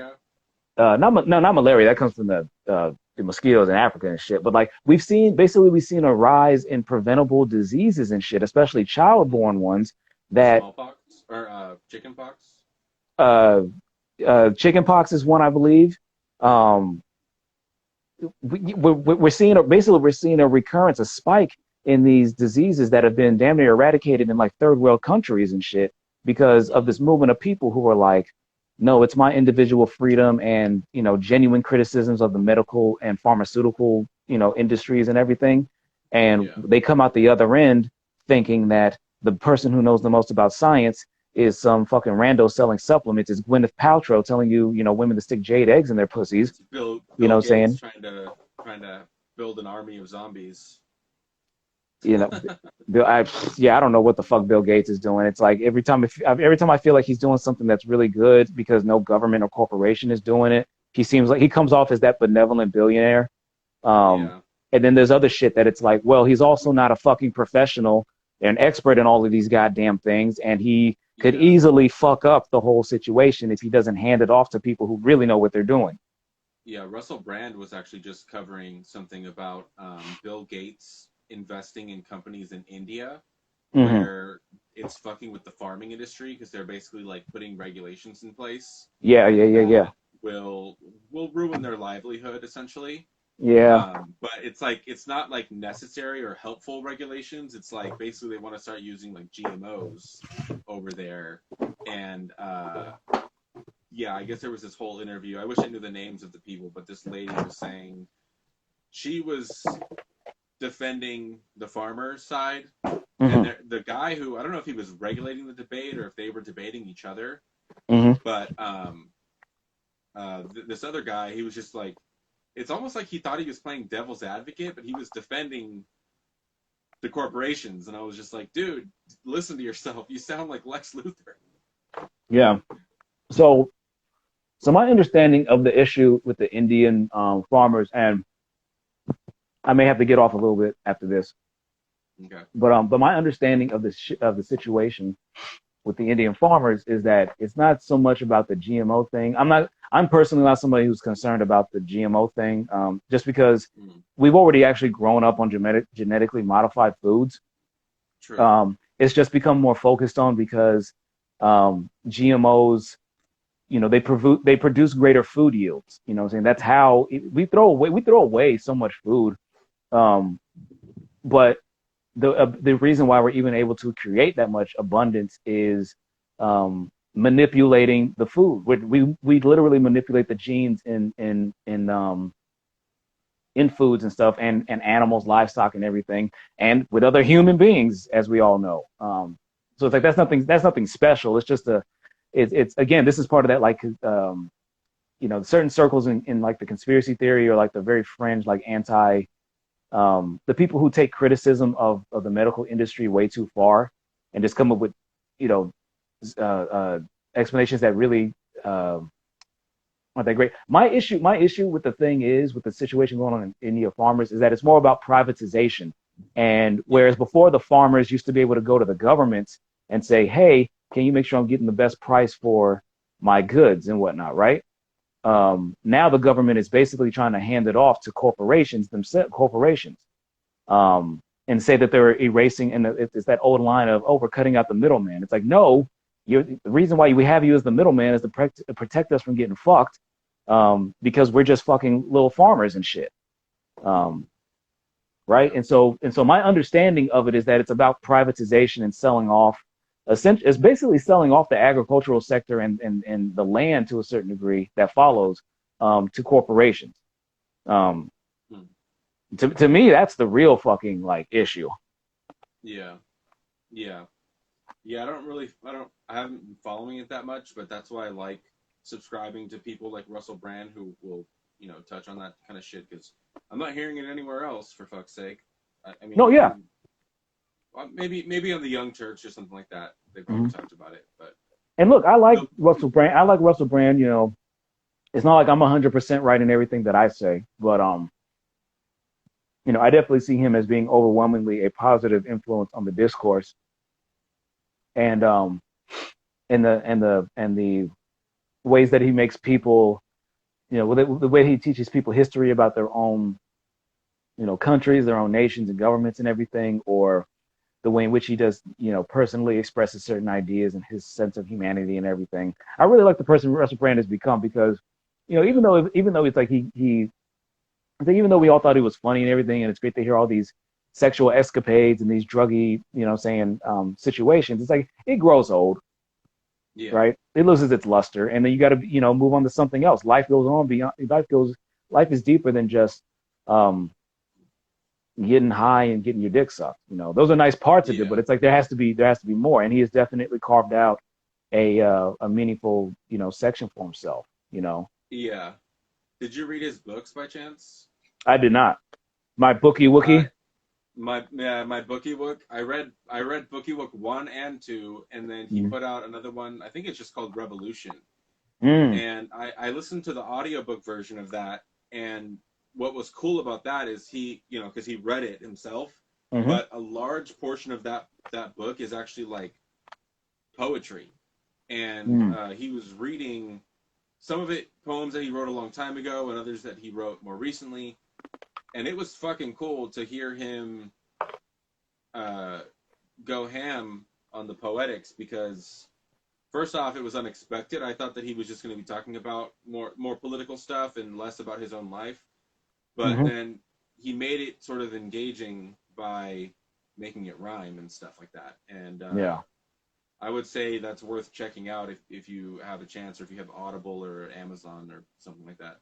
Okay. I've been meaning to get into audiobooks, just because I I can't normally it, I normally can't do audiobooks to be honest, but that one I listen to. um yeah, it's interesting because I think now I could probably do audiobooks more just because now I watch more video and listen to more podcasts than ever. I used to be much more of a Mm-hmm. book reader, and I still do. I read a lot. I just don't read books, saying per se. I read a lot of like articles, or I read a lot of like, different Yeah. like infographic type sheets. Like I read a lot of different shit, or I read like long, threads of explanations on things. Mm-hmm. Um, but yeah, but books in and of themselves, I don't read nearly as much. I never was a super big book reader. I just had a general curiosity for a whole bunch of different shit, and kind of Yeah. tried to soak up information from everywhere. But I had to but stop reading books because that yeah. shit was it's just not it's really not good for your eyes. Like I used to read like three Mm. four books at a time. Like I'd leave one in the bathroom, I'd bring one in my backpack, and I'd read one at night or something. And I actually used to read a lot, like too much for my own. My doctor told me to stop reading. Mm. Because I'd be reading on the bus and you're like shaking and you're like trying to Oh keep up God. with the lines, but I can't do Yeah. audiobooks because first off my attention span is shit, but second off um, it it just it doesn't stick in my brain like you know what I mean, like I Hmm. get too distracted by other things or people, even the person's voice will lull me into like not like sleeping, but just like Hmm. not soaking in what they're saying, and I have to keep rewinding, and then I Yeah. get lost, and then I don't retain any of the knowledge. Yeah, I can definitely get that, and I definitely think that like I said before that I could definitely see how that would have been an issue for me before, and just from my you know for me having to actually talk for extended periods and convey things in a way which I hope comes off as being um, comes off as engaging, that comes off as entertaining to people who are receptive to it or whatever, right? Yeah. Um, but so from having to actually create content in that vein and absorbing more content in podcasts and audio, video, and shit like that, I feel like I could probably now like really get into some Audible, get into that Yeah, shit. I had Audible for a little while. I used to be a sign spinner, like one of the guys in the corner with the sign. Mm, And so, yeah, I was like, well, shit, there's only so much like stand up I can listen to or music that I can listen to. hmm And then the main thing that I got the Bible and I got hmm like the works of Edgar Allan Poe. Oh And yeah. then I tried listening to those. I couldn't do it. Like, I Well, mean, those. obviously the Bible's a little bit more boring, maybe, Yeah. but yeah. Did you ever read Edgar Allan Poe before though? Or did you ever have an interest Oh, in him bro, before? that's what this is right here. Oh yeah. It's gonna be backwards, but Oh the yeah. complete works of Edgar Allan Poe. Like, yeah, I had a Edgar I had Allan Poe is part of where I got my my moniker, like the Ace Woe thing. AC mhm. Woe is like EA Poe. Oh, okay, okay, okay. Yeah. I had a similar anthology back in, and I used to have it for years and years and years. My Mm-hmm. mother, she had got me into a lot of a lot of my literary interests and whatnot. My Mm-hmm. grandmother and whatnot, and then one of my grandfathers. And Nice. one of the things I picked up was a large anthology of Edgar Allan Poe, and he was a big influence for a while. Yeah, Um, dude, that guy. I mean, for a long time, I wrote him off as just whatever, like another 19th century American writer, and I mhm, wasn't into horror necessarily, and I associated him with horror. But yeah. while I was doing a sign spinning job, actually, on my break once, I went into like a Goodwill, and I found a book. It's called, get ready for this one. It's called Poe Poe Poe Poe Poe Poe Poe. It's Poe seven times, and it was really a divine experience for me discovering that book because this guy, I think his name was Daniel something, like Daniel Hoffman or some shit. Anyway, Mhm, he was a professor at a college in either Pennsylvania or might have even been like Baltimore, which is where Poe was from, or maybe Philadelphia, where he lived for a long time. But basically, he was like a Poe expert, and he yeah. taught a whole college course on Poe. So he wrote this book on it, and man, that's another book that I would recommend to anybody, Mhm, where he basically breaks down the like why Poe was what he was and why was he so interested in all these different topics and how did he even have time to write all of this shit or let alone mhm. to know about all of this subject matter, how he was Right. basically like, because he only lived 40 years. And dude, one of and his life was so tragic, right? Oh yeah. And so much tragedy. And I mean, he was a product of his time. He was married to his cousin or something, or date. One of his romantic interests was was an underage woman, and I think it was a girl, and I think it was Yeah, his cousin. I think her Um, name was Virginia, and she maybe, was, I mean, obviously back then it was a little bit different, but yeah. basically well, it's because he was adopted by his like uncle or something hmm like that, so she was like his cousin in that regard, but maybe not, obviously Mm. not. I don't think she was blood More like step cousin. or like a cousin twice removed type of situation. Is that what But that means? I don't know the terminology, but the point is that I don't think it was as incestuous as people make it out to be, but it's But I mean, because but it his, also was a thing, though. We can't disregard that. yeah, no, yeah, it's It was undeniable. genuine. But you know But what, then she Loki? died. But yeah, she died of tuberculosis, which was also a thing Yeah. of the times. Which, by the way, that's also one of the things because the anti-vaxxer movement has been coming back. Oh Um, yeah, yeah. that TB. that used to be a big killer. Yeah. And the thing is that like quite honestly, I never was able to get into Shakespeare. I've always been a bigger fan of like Edgar Allan Poe. I think Edgar Allan Poe, for me, Edgar Allan Poe is more interesting, more expressive, Oh yeah. and and has a greater breadth of the completed works of William de This is like the Shakespeare. biggest book. This is like I've never, I'm not that I've never read it, but or Yeah. never read Shakespeare, but I'm in the same boat as you. I never really got Mhm. into him, and I was thinking about Mhm. that recently. Like, especially when I'm watching Jeopardy, when there's a whole Mm. Shakespeare category, I am fucked. Yeah, see, that's what I'm saying. That's why I couldn't Yeah. work with that shit because it's like, yeah, there's certain things. This is yeah. Some people just have a certain depth and a broadness of how much random shit they know, and I'm just like, yeah, I can't even touch that. Um, Yeah. but Because you is always that have to be good yeah, at math and science and stuff, and I hate yeah. math. The thing with me is that like I like physics for all the theoretical applications, but I was never great at math. Oh shit, are you there? Uh-oh. Uh-oh. Uh-oh. Uh-oh. Okay, hold on. You cut out. Okay, what did you cut out for a little while, Oh, see, you were frozen on my end, but right? you said I liked physics. Oh yeah, so I liked physics, which for the theoretical applications because it's all that theoretical shit, but then also there's real math, and I Yeah. was terrible at the math, so I took AP Physics twice in high school, junior Oh year and shit. senior year, and I barely skated out by the skin of my fucking ass, both Damn. both times.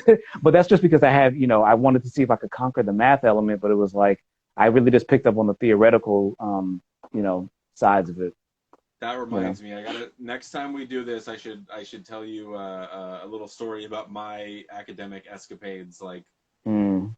in a nutshell, like I had a similar situation, but with trigonometry, Oh and yeah, yeah, where yeah.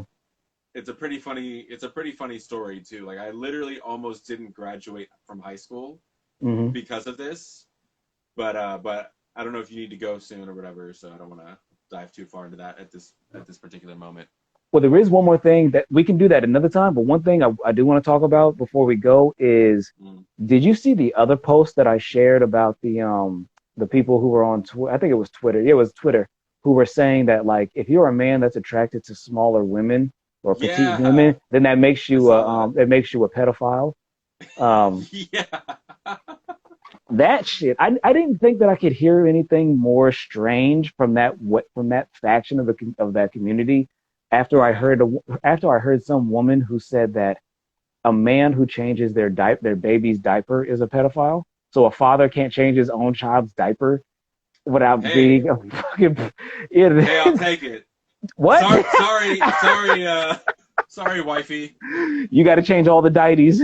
According to the to The the logic. cancel culture rules, That's I'm not allowed. that's not even just cancel. So that's the thing, right? Is that people will be like, "Oh, this is typical cancel culture." Is that first of all, cancel culture is something all humans have done for ideas or shit that they don't like. This is a deranged faction of this isn't even just like left wing or progressive shit. These people are just deranged no matter what their political affiliations are. Yeah. They just happen to belong to the so-called woke, left progressive side. But they are deranged by any measure, Yeah. you I know, agree. to take that shit. And some people were bringing up the fact that like, oh, maybe, that they were like, that they're obviously speaking from they're speaking from a place of being fucked over. Maybe a dude left them for a woman of that was built like that had those characteristics and whatnot. But I guess. but the thing is that like this kind of almost doubles back into the looks thing from earlier. Yeah. Not necessarily for making fun of, but in this case having appreciation for. Um, Yeah. because part of that stigma and shit, I realized. So we kind of laugh at it, right? That's so goofy. And then I think about the fact that like how common plastic surgery has gotten, Yeah. especially when it comes to like breast and hips and for the booty. Yeah. And part of that is because those are the signifiers that we've come to accept, um, or become more commonly accepted as signs of womanhood. It's like it was always a sign of womanhood, obviously, to have some degree of curves, but the degree to which has shifted. And in the United States, in our culture, it is largely there was a lot of focus put on very petite, models with more modest curves, Mm. of every background, no matter where they come from. And Yeah. now that there's been more of a focus on those who have thick bodies, if you don't have a naturally thick or curvy body, curvaceous body, well, you can fucking buy one. But then, Yeah. but then it's like the opposite thing of that is then like, okay, if you're a woman of modest curves, you are seen as, being quote unquote more adolescent. or less Yeah. less mature and whatnot. Even though you could be talking to a 35-year-old woman, but yeah, she may not be necessarily as curvy or thick as like an 18-year-old or something. That's just Yeah, genetic, but that that's just genetic variation. those posts are kind of fucked up because it could be really insulting to somebody who is just small and that's just their genetics. Like Hmm. they're like, okay, so now I can't like be in a relationship with anybody because I'm looked at as a child in your eyes. That's just like Yeah. weird. Yeah, exactly. Or that some people, it also comes down to this wanting to control, being a busybody, wanting to control how what other people, saying are attracted to, or what other That's people weird. should, you know, um, uh, do and everything. Kind of like when people talk about like, oh, if a 20-year-old is dating a 54-year-old, yeah, it's you kind of wonder about how genuine it can be or what the exact terms and conditions are. But at the same time, but ultimately, that's a 20-year-old is 2 years over the age of well, as far as the age of Consent. age of consent. Well, as far as the 18-year-old one, there's different ones depending on where you're at, right? Yeah. Even in the U.S. But they're 2 years past 18, and yeah, it's kind of weird that there's somebody that's 2.5 years their age, or over 2 times their, yeah, 2.5 years their age, 2.5 times their age.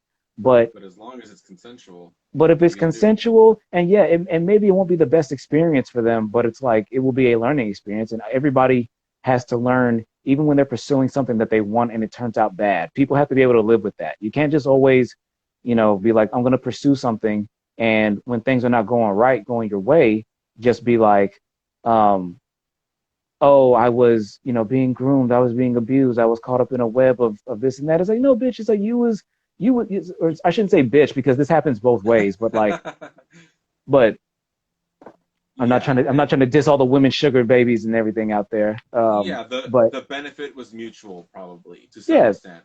yeah, Otherwise, it wouldn't have ever gotten to that point. But what right. I don't understand, and this is something that a lot of like comics have said, is like, whatever happened to just you see something, you witness something, and you just say, oh, okay, and you shrug and you move on with your life. Like you got to have an opinion about, you know what I mean? Like let's Everything, or everybody, you have to express your opinion about everything. yeah. But You also, know, it's like how can you, because these are probably the same people that would say, oh, who somebody loves is none of your business, and whether right, you're right, gay or right, straight, it's the right. same thing. Someone's attracted to something, they probably don't know why, or it's Hmm. not, it's just in them, whatever. They're attracted to XYZ and they're not Hmm. attracted to ABC. Like, oh Hmm. well. Right. They're, as long as they're not hurting you or raping somebody, Right, what exactly. difference does it make? If it's consensual, and if they seem to be of stable mind, and a level of maturity, because I mean the whole thing about age of consent is that that's really just kind of like our best guess at when somebody could be known to know what to expect from Yeah. a sexual and romantic encounter, all the goods and the bad. So after age 18 and above, it's kind of like, whatever happens is what happens. you Hey, know speaking of the good and the bad, check this out. Have you seen The Good, the Bad, and the Ugly? I think we talked about I this. think I seen it once, but it was when I was much younger. Check this out. Wait, hold on. It's like this is the Wait, fall back a little bit, pull back. the poncho that Clint Eastwood. That's the It's not the poncho. actual one, but it's not. Right, of I course. didn't. Yeah, It would have costed me an arm and leg, but yeah, I bought this online. Like I've been obsessed with that movie lately, and you can't really see it that well when I'm so close to the camera. But yeah. look how fat my cat has gotten. I can't This tell. is. I don't really. I can't tell how fat if it's that fat. I think. I think last time you saw him, he was about half this size. Really? Shit. Dude, this What you been feeding that nigga? dude, he. Well, I fed him beef jerky the other day for the first time, but like his tail is like super long. Really? I mean, they say that like the tail, just like with feet, like if you have big feet, you're gonna be Hmm. tall. The tail on a cat is like the determining factor, and their paws, obviously. But yeah. Hmm. Okay, Oh, thanks, Cherry Blossom. I didn't know that. I have very little knowledge of animals.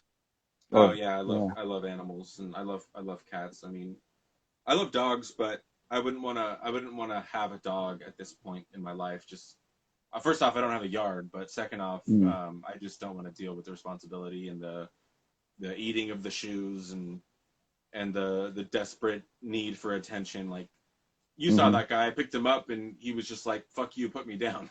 Yeah, the thing is like that's me towards pets in general. I'm like, Okay. I'm not trying to give it any level. I'm not trying to give. I'm not trying to Yeah. give. I'm not trying to give You don't want any the responsibility. Yeah, I don't want any extra responsibility at all. Because Yeah. even if I get something that's going to ignore me, it's like, oh, I still got to maintain it. I still got to clean up after it. I still got to, Yeah. all that shit. True. I'm just like, whatever. Well, I did a smart thing, and I researched self-cleaning litter boxes. So Interesting. we got one that was like affordable, and it just like it has sensors on the inside, and then basically like you can set the rake to like basically, because sometimes your cat is gonna take a shit and it wants to like it wants to hang out in there and like Yeah. groom and then basically like dig, like hide his poop. Yeah.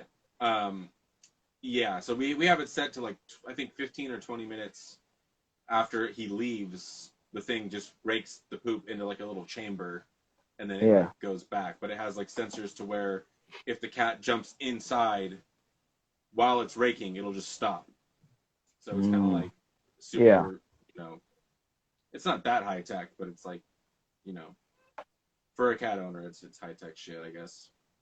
No, I mean that's cool. I mean I understand how that's it's kind of nifty. I mean that's definitely because I mean the thing is the thing I know about cats is that like if you're pregnant they say that like you shouldn't be around cats because like I don't know if it's strictly a litter box thing or just a parasite that naturally like is on their bodies or inside their bodies, but like it can. I think they just say this about people in general that like you can get worms, you can get different type of worms or parasites from cats. Yeah, I If you forget don't, what it's called, but there's some sort of a specific parasite that can result in like mood changes and stuff like that, and other things, obviously worse symptoms and shit. But I think that's only a problem really if you two things: if you have multiple cats, and if your cat goes outside, which we only have one cat, and he's an indoor cat, so. Right. Okay. Yeah, I don't know. That's just, that's just one of those other things to me where it's kind of like, yeah, but just kind of reaffirm, that's one of those things I used to reaffirm my decision, my choice to not do it. I'm good on the parasites and shit. You parasites and shit, Meanwhile, meanwhile I'm walking throughout the house with my shoes on and bringing all, who knows what the fuck I'm bringing in here. Oh yeah. Otherwise, but I guess one more thing to go ahead. Yeah. No, I guess. I was gonna say, real quick, I was gonna say that reminds me of. Do you watch? There's a podcast called "Take Your Shoes Off." I have not. No.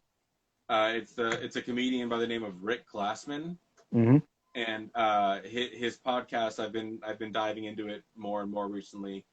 It's pretty good. It's pretty entertaining. He does a lot of editing, where it's very like conceptual. Like he's not afraid to like in the spur of the moment come up with a weird concept and then explore that concept. I don't know, I'm not doing it justice, but he basically, with his editing team, they like one of the things that they do is they use animations. Yeah. So they'll superimpose animations over the people that are talking. And so like I don't know what's a good example of this, but okay, here's a good example. Did you ever watch Workaholics? Yeah, I watched some Workaholics. He, Adam Devine, like one of the main guys on there. He was on the podcast, and they were joking about like this troll like shitting in his mouth, and like he's just like like. And they had an animation animated. Stuff like that. But obviously that's super immature. But the show itself, they actually go deep on some more like other issues and stuff like that, and it gets like there are a few episodes where I like damn near cried, like they're talking about people's problems and real life shit. But I would say go check that out if you need a new podcast to explore.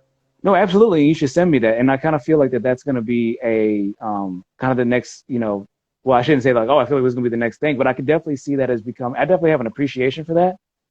Incorporating those things in the same way in which, like, some of my videos that I do, some of them are just IG lives like this where you're just talking to the camera or whatever, right? And then other ones are more like, let me add in some music, or let me add in some animations here, or let me add in art, whatever, some Yeah. graphics or whatnot, something to, hit different points of stimulation, so that way you're able to absorb all the information that I'm trying to Yeah. get across, or it's just as simple as, choice editing to keep the pace up, or Exactly. pacing. These are things that I've like keep trying out and experimenting with, and so yeah, I definitely, um, enjoy seeing different expressions of that shit. So you should definitely send me a link of that.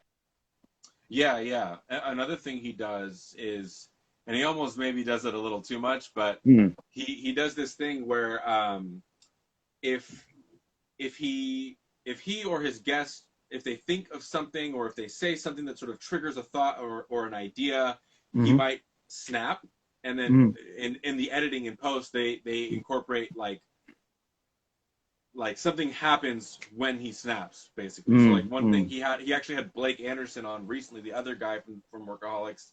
mm, I think that episode came out like yesterday actually, and they were making a joke about like his clothes or something, and they're like, "Oh, well, mm. do you want to change?" He's like, "All you got to do is snap," and he just like when he snaps, like his shirt changes. Obviously, it's like Yeah. editing magic and stuff like that. But Oh yeah. silly little things like that actually go a long way to like you said, pacing and to keep the viewer engaged. Yeah. I would Absolutely. like I would love to do something like that if we ever get another podcast up and running like between you and I. My only thing is I'm just so fucking lazy when it comes like I just editing, I'm good at it, but I just don't like doing it. It's so time consuming. Yeah. I there was a time when I was dreading, and I don't work on the same, the projects that I work on are not as in depth as some of the stuff you're working on, you work on. Um, Really? I mean, I don't think so. I mean, I haven't worked on like a music video or like a real Okay. a photography shoot, or, stuff like that. And I know Some that, of it's not I as know in that, depth as you'd think. well, there's different levels to this shit, right? Like it could be a setup Yeah. where you just have like one light and just one camera and a couple mics or whatever, or it could Oh, you be, you mean in you terms of know, post production? yeah, post production. Okay, yeah, yeah, yeah. I was gonna say your subject matter is certainly more deep, but yeah, sometimes I'll spend 3 hours editing one photo. That's for sure. One photo. I've done it before. Yeah, I will Good. obsess Yeah, see, I'm not, yeah, see, over. yeah. No, but that's what, but that's what I'm saying. There's levels to this shit. And so, I'm continuing to try to absorb, what I'm saying, different shit, and find different stuff. And the thing is, that could be the dynamic that we work out, that you don't enjoy the editing as much, but as I'm kind of still exploring it and learning about it, it's like, what I'm saying, I could be more, engaged with that element of it, and be more concerned with the other ones. Okay. Yeah. you know and, and the Well, thing I is mean, and the thing is, we don't even necessarily, once you start talking about more post production and everything, it doesn't have to strictly be like a podcast. We could just be like, oh, I recorded like 10 or 15 minutes of this thing, and mhm. you add in your 10 or 15 minutes, or whatever you want to add to it, and what I'm saying, And work the from other there. thing is too, on the editing note, like part of my problem when it comes to editing is like self accountability, and then me like I'll get to the point where I just dread doing it. Hmm. Um, but I think when if it was a if it was like a partnership type of situation where you know basically there'd be more accountability, and I'll be more likely to enjoy the editing process if I'm doing it with somebody else. Yeah, yeah, So yeah, yeah, yeah. yeah, Yeah, absolutely. What's going on, Denise De La Cruz? Haven't seen you in a minute. How you living? cool. Yeah, man, I I, think that I this was a gotta good episode. Yeah, actually, there was one more thing I wanted to talk about, and this is something that I want to do.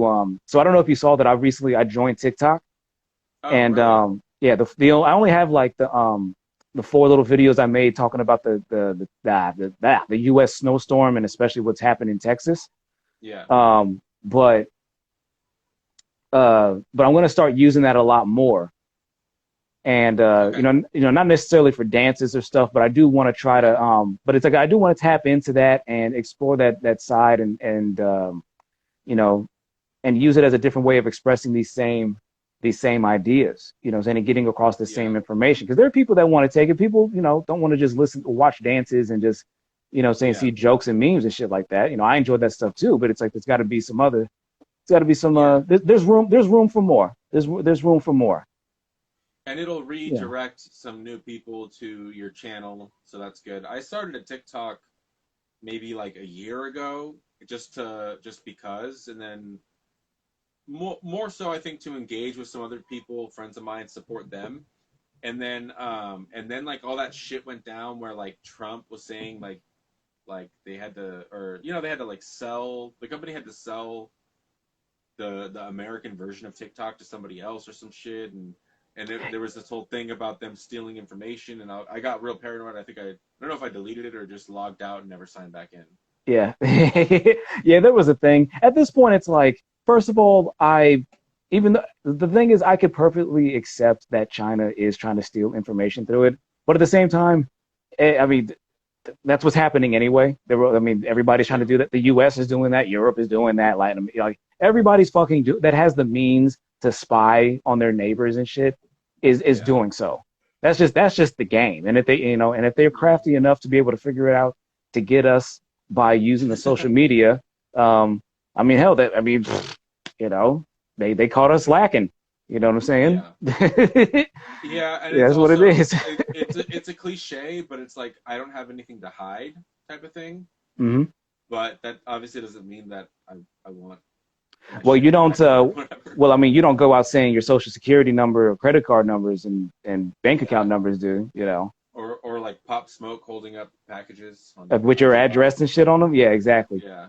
I mean, dude, I was listening to some rapper who was talking about like how dudes can't even do when they do their IG lives.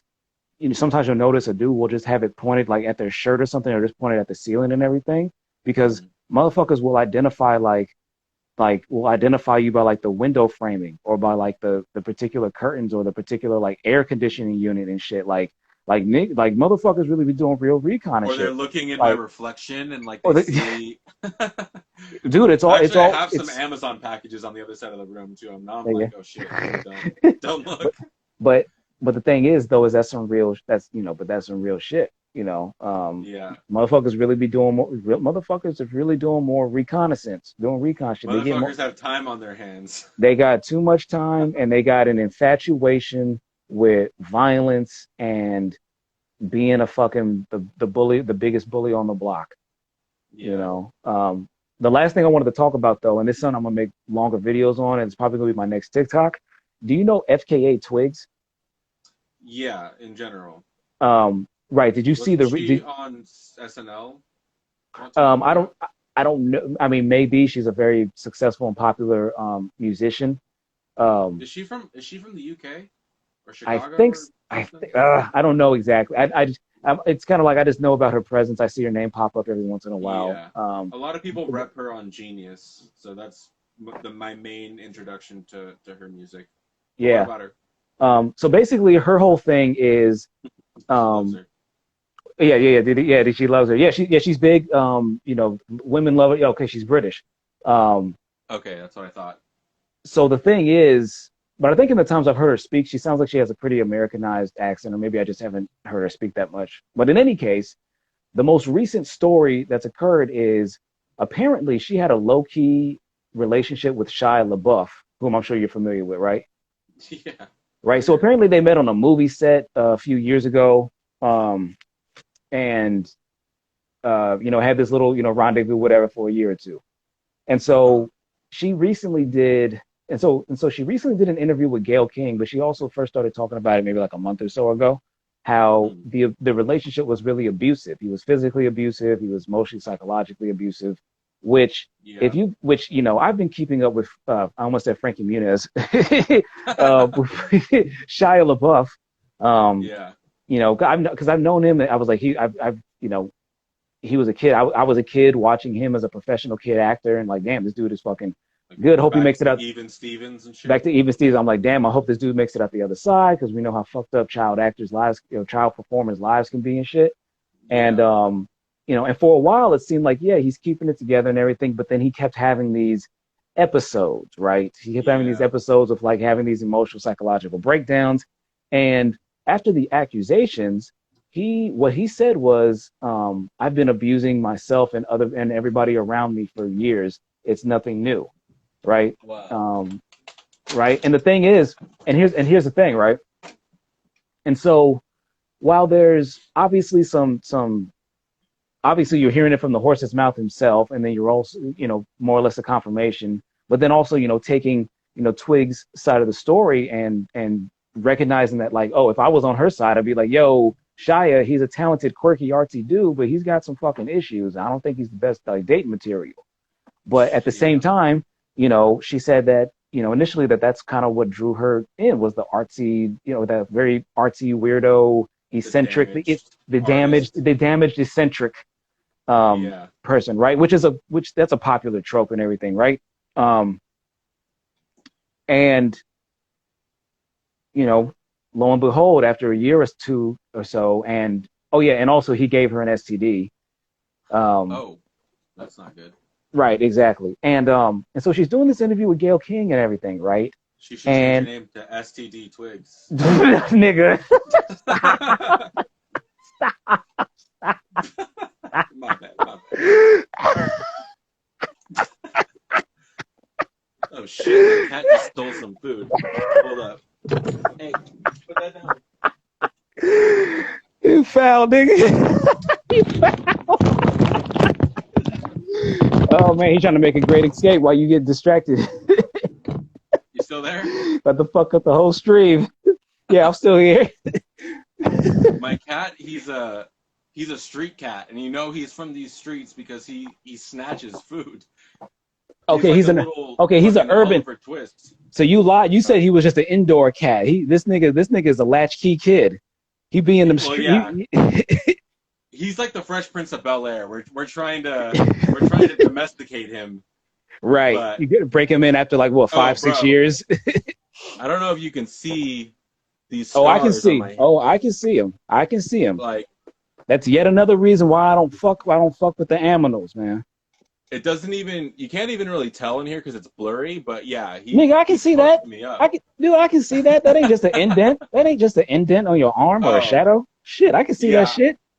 I had to get like some scar gel and triple antibiotic and like trying to every night just, please go away. But I still love the little bastard. Yeah. You get it. Same way like if you have a baby or whatever and they, they'll pee. We all hear the stories of like, oh, you was peeing and I got your boo-boo all on me and everything. It's like, sorry. The second we brought him home, the first thing he did was go into his litter box and give it a try. Like he's fully trained, never had an issue with that. He's neutered now, like all that stuff. But let's get back to you said so the FKA Twigs and all this shit. So we gave her STD. So that's just another detail of the story, right? And so it's like, and so I'm definitely like, I definitely feel myself being on FKA Twigs' side and everything. And her whole persona, her whole music career and everything is based on like being into pole dancing. I don't know if she was ever like a stripper or a pole dancer or a sex worker, but it's very much sex positive, very body positive.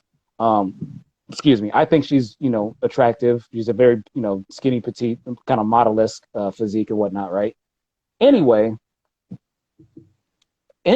the thing that kind of frustrated me though about her initial statement and then also and then the Gayle King interview is that she described it, even though it's clear that she was 29 years old when she met Shia, right? Because she's like 31 a year, right? 28 to 29 years old, right? But the way that she described it was that she felt like she was trapped in the situation and that she's a professional dancer. Okay, yeah. And she incorporates a lot of that into her performances and the music videos and all that shit, right? And anyway, so the thing that frustrated me is that she said that like, oh, he was grooming me and I felt as trapped in this situation. Now, I'm sure many people listening or that will hear this will have experience with victims of abusive relationships, right? And there's a lot of commonalities that at least when it comes down to like women victims of their boyfriends and husbands and whatnot, right, or baby fathers, that a lot of them, the abusive partner is also the breadwinner, and if they go to jail, or anything else happens to them, then the abused, could also, get fucked over. And so they probably, and so a lot of people end up defaulting to accepting the abuse as the trade-off, right? And, not having, and that even like getting a getting a restraining order, that's only if the other person actually respects the shit and cares about like violating it. If they don't give a fuck, they'll still pull Yeah. up on you and everything, right? The reason why that frustrated me and then the whole What's up, grooming thing, Nikki? and then the whole grooming thing, because we know that grooming Yeah. is a real thing, but grooming is something that happens when you're like a kid or a teenager, even if you're like maybe like the most mentally, developed person, maybe your early 20s and something, but it's not Mm. something that just happens when you around like 30 years old. It's like Okay. it's like to a certain it's like those things frustrated me because um well, let's break them down each, right? So the grooming thing, right? So I kind of clarify why, I feel that way is that I don't see her as being mentally underdeveloped, and I don't see her as being, immature or inexperienced, right? We should clarify really quickly that you're not victim blaming, but you're just No, I'm on analyzing Twigs. the context. Well, no, yeah, I already said that I'm on Twig's side, and that For anyone like Nikki who's just joining. right, if I was in FKA Twigs circle, and she was like, and if I had her ear or whatever, I would be like, yo, avoid Shia, man. Like, he may be a quirky, eccentric, interesting artist, but that damage Yeah. is going to spill over to everybody else around him. Um, Mm. so I'm on his side. But the reason why I'm bringing these things up, why these things bother me, is that because it makes it harder to defend to people who don't understand this shit or who aren't coming Yeah. with the same openness and receptiveness. Because the thing is, because there are plenty of people who have issue with the things that I just mentioned, but from a much less, but not from a concern for Twigs, but they just want to completely dismiss the accusations and dismiss victimization in general, right? Mm. I'm Yeah. definitely about like supporting being on Twigs' side in this situation, but it's like you can't go and say something like you were groomed when it's like you were far too developed and mature and experienced. It's like Yeah. you know And you read any article about Shia LaBeouf from the past 5 or 6 or more years, yeah, and 10 he's going to years, say it right there, like red yeah, flag. tons of red flags, and then the other issues of like restraining orders and finances. She is a successful musician. She is internationally famous. She has tons of connections within different sectors of the industry and whatnot. If she wants to put 500 people between her, including lawyers and bodyguards and all the any law enforcement, anything else in between, she has the means to do that, or she can get the support backing from somebody else to do that. So it's Yeah. like all the other, so it's like those things which are um, normally the trappings of victim or of abusive relationships are not things which necessarily pertain to her situation, but she's kind of like alluding to that and leaning into those things, right? Mm. Right? She's not really taking it's not acknowledging the fact that, you know, I liked Shia. I was attracted to these things, and those things were present, but there was also a lot of negative things, and and after a while, I had to say, stop. I I'm had to leave surprised and I get didn't away from hear that about shit. this. It's been I mean, dude, there's so many stories, and while it is tragic, it is still at the end of the day, the story of a celebrity's life, and celebrities, are not people have got a lot more other shit to worry about beyond, just celebrities in general. Yeah. Right. But in any case, but my main point is, the reason why this is frustrating to me isn't because I want to dismiss FKA Twigs' testimony. Um, she said that it was in the first statement, not in the Gayle King interview. It was when she first started talking about it. I think it was on Mm. Twitter or maybe it was on Instagram Live. Hopefully, maybe I can find a screenshot of it.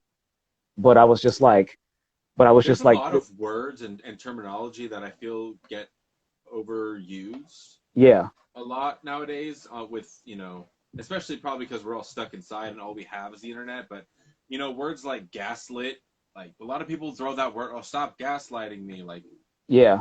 I don't know. Like, Yeah, no, you're absolutely right. I mean, some people are using it in bad faith. Some people actually don't know all the different connotations of the term that they're using or what it actually yeah. comes from.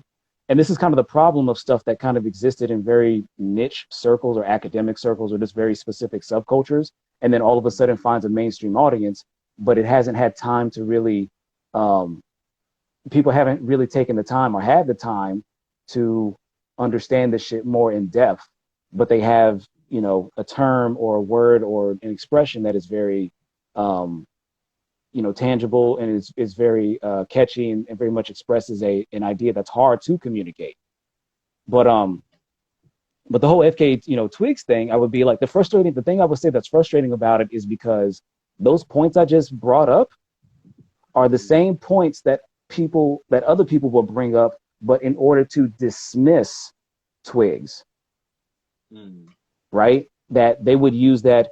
Yeah, you're right. Yeah, you're right, Denise. That's the thing that happens, is that like people don't often realize that they're in something, but it's like, again, even as a man who dates, saying women and whatnot, it's like and seeing things about Shia, to me, is like, I'm definitely I'm just like, yo, like, I don't know if I even want to be in the same room with the dude for 5 or 10 minutes, because like, you might look at him wrong or bump into him, and he, might have a really super negative reaction and shit. Like, he just gives that vibe, Yeah.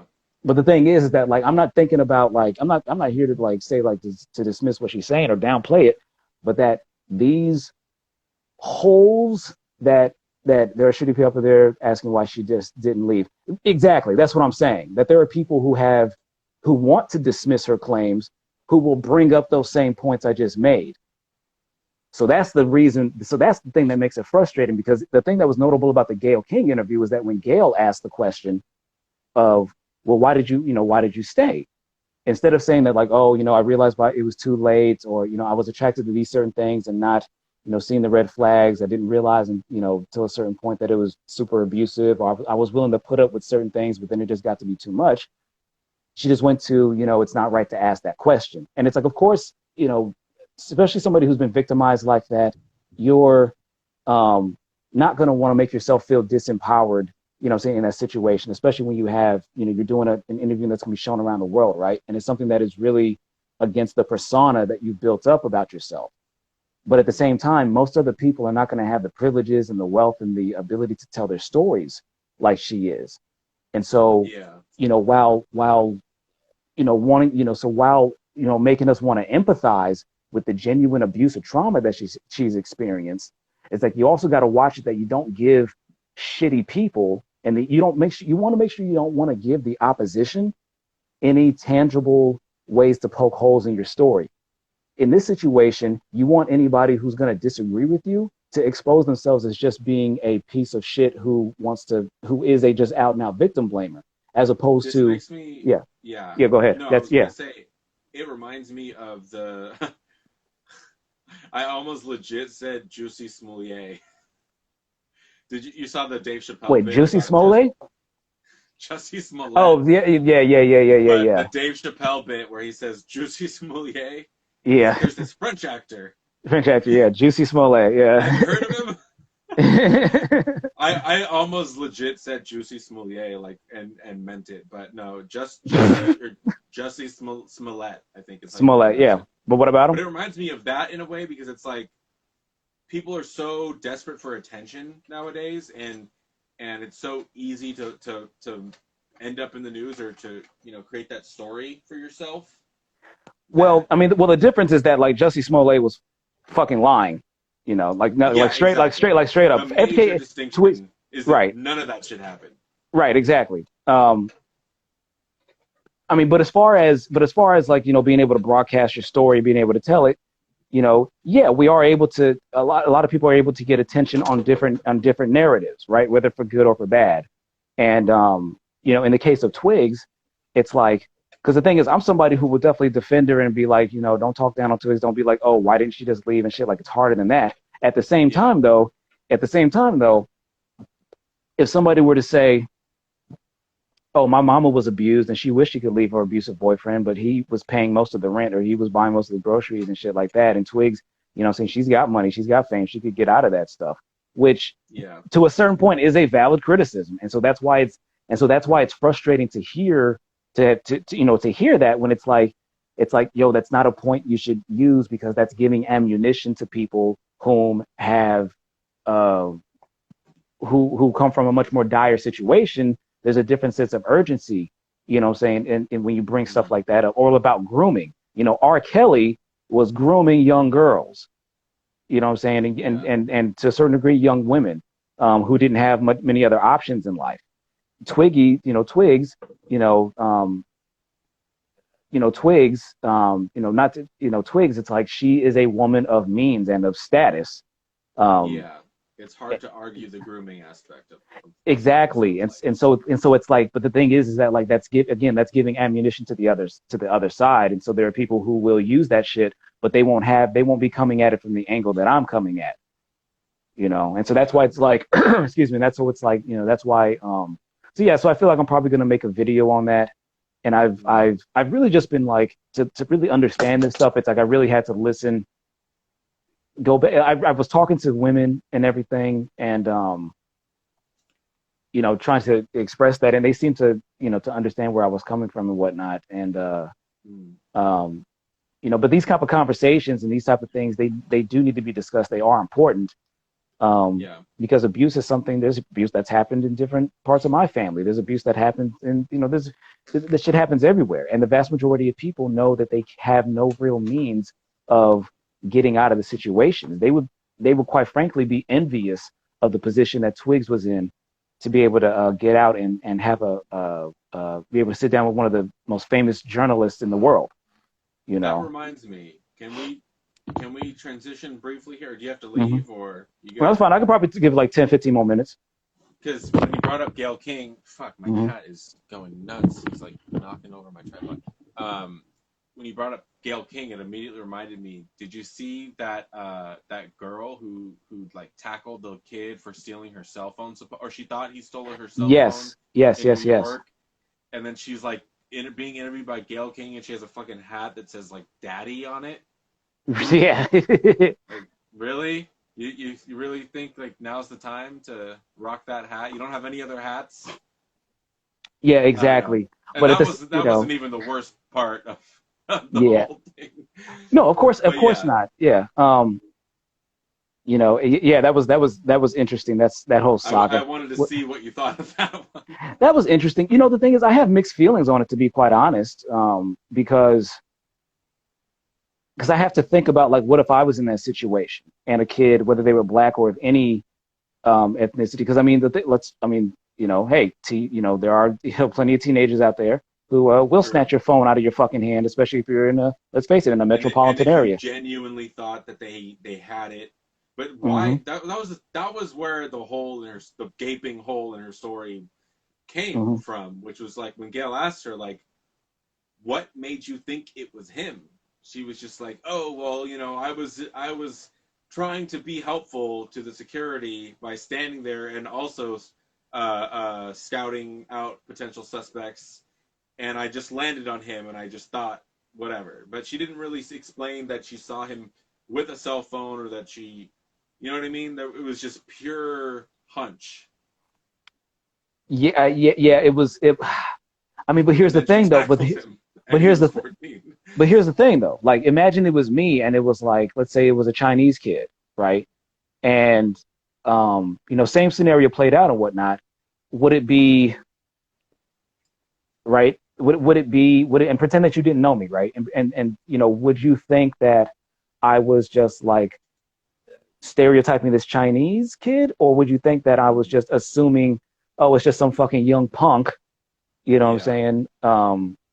That was saying, that caught me off guard and everything, right? Like, we have to. The thing I don't like, and I mean, it's not that this woman was necessarily making the best case for herself, but I also wasn't somebody who immediately jumped to, oh, this is just a racist white bitch, because it's not like black people don't commit crimes. It's not as if black people don't do fucked up shit to either one another or other group of people. And so if somebody, and it's like, if somebody really is doing something, and the thing is, we live by our phones. Our phones are a big part of our daily life, right? To even go a day or two without it causes a lot of inconvenience. So it's like to me, even though this young woman is not, and her mother, they definitely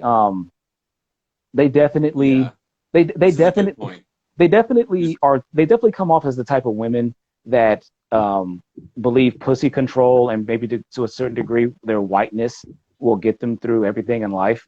So it's like, yeah, I can wear a hat that says "Daddy" when I'm being interviewed by an internationally renowned journalist. You know, Oh, it's the worst. you know, or going to court dressed like, or going to court dressed like it's a yoga class or a Pilates class or something. Oh, You you know, did respond to Dee's comment. Sorry, I don't know yeah. why the comment section was all like No, you're scrolled good. up, and I Oh, you're just wanted to good. read Dee's comment, which she Hmm. said, "I see what you're saying. I think maybe she admitted she was misled or made a mistake instead of saying she was." Oh, god damn it! She's talking about. I thought she was talking Twigs. about. Yeah. Yeah, I thought she was talking about the chick from in New York, whatever, with the cell phone. Oh. But the same thing applies. If she just admitted she made a mistake, yeah, Right. That would have been fucked better. up in that interview. Right, exactly. If she would have just been like, "Hey, I made a quick Yeah, assumption. Our phones are our lives." That's stuff that anybody can more or less empathize with. And and the thing is, you know me. I'm not somebody whom immediately just jumps to automatically, oh, they did something because they were racist. You know what I'm saying? yeah. It's like let's dig a little bit deeper and let's try to understand this also from a human But perspective. Race her may be response to you know, that question in that interview was fucking pretty bad too, though. She was like, "Well, yeah, I'm just a little girl who, yeah, racism is like," and she tried to act like because she's young, hmm, how can she be racist? And because she's not white or whatever, how yeah. can she be racist? That's more She what other said, people said. well, she But said then that where she's she really fucked up though yeah. was when she shushed Gail King. That's where that was where she lost everybody. Right. It's like, okay, now you're just being disrespectful, bitch. Now you got to get like, Yeah. now everybody's just turning their guns on you that would have been on your side. It reminds me of this other video. I don't know if you may have seen it. It's one of these videos of this young chick, this small chick. I don't know if she's like Asian or Latina, but just a petite chick. She's in like a fast food restaurant and she starts fighting with one of the cashiers who seems to be like a bigger set woman, right? Okay. And she's fighting with her, right? So then the manager, who's also like a heavier set woman, right? She comes and separates her, and she's pushing the smaller petite girl, the customer, away, right? To try to like Yeah. help protect her, help her out. And then this stupid little bitch starts swinging on the manager. So then the Oh manager my starts god. putting the fucking hands on her, and and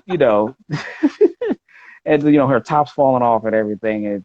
Whoa. It's shit. And it's just it's embarrassing. But you fucked. But it's like there was somebody on your side for a moment, and you Yeah. immediately fucked it up.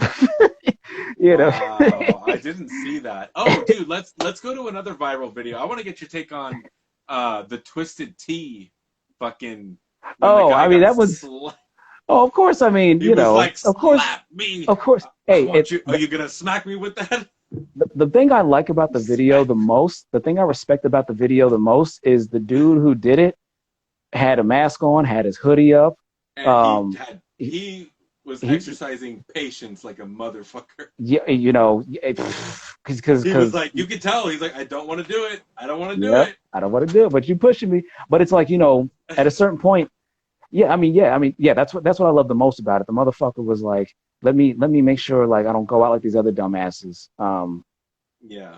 You know what I'm saying, and just keep myself exposed. It's like nope, His body it's language was like, it his. doesn't have to be like this. It doesn't have to be like this. But you push this. It's one of the few moments where I feel like fighting words applies.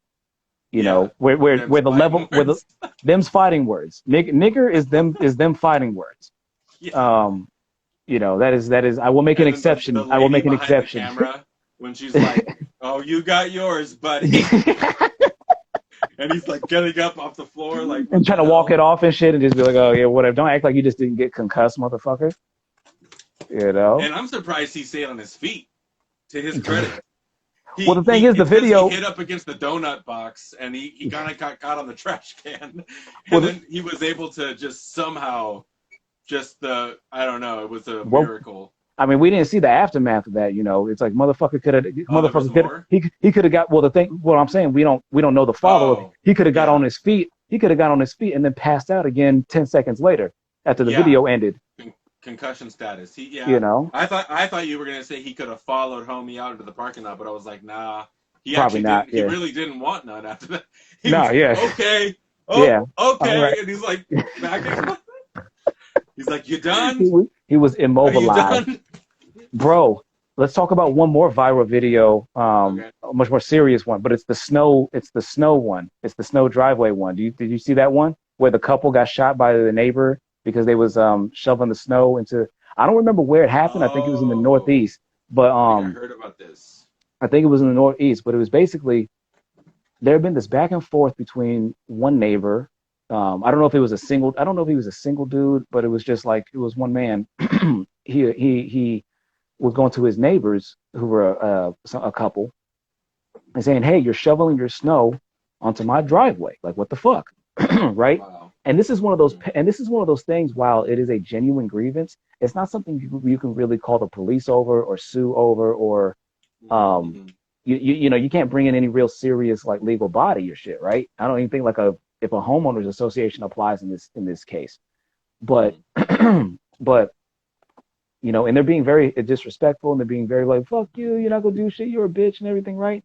So then the Wow. dude goes inside his house and they're still taunting him from the middle of the street and shit, right? You're not gonna do nothing, blah, blah, blah. He comes out, a handgun. You can see he's holding a gun, right?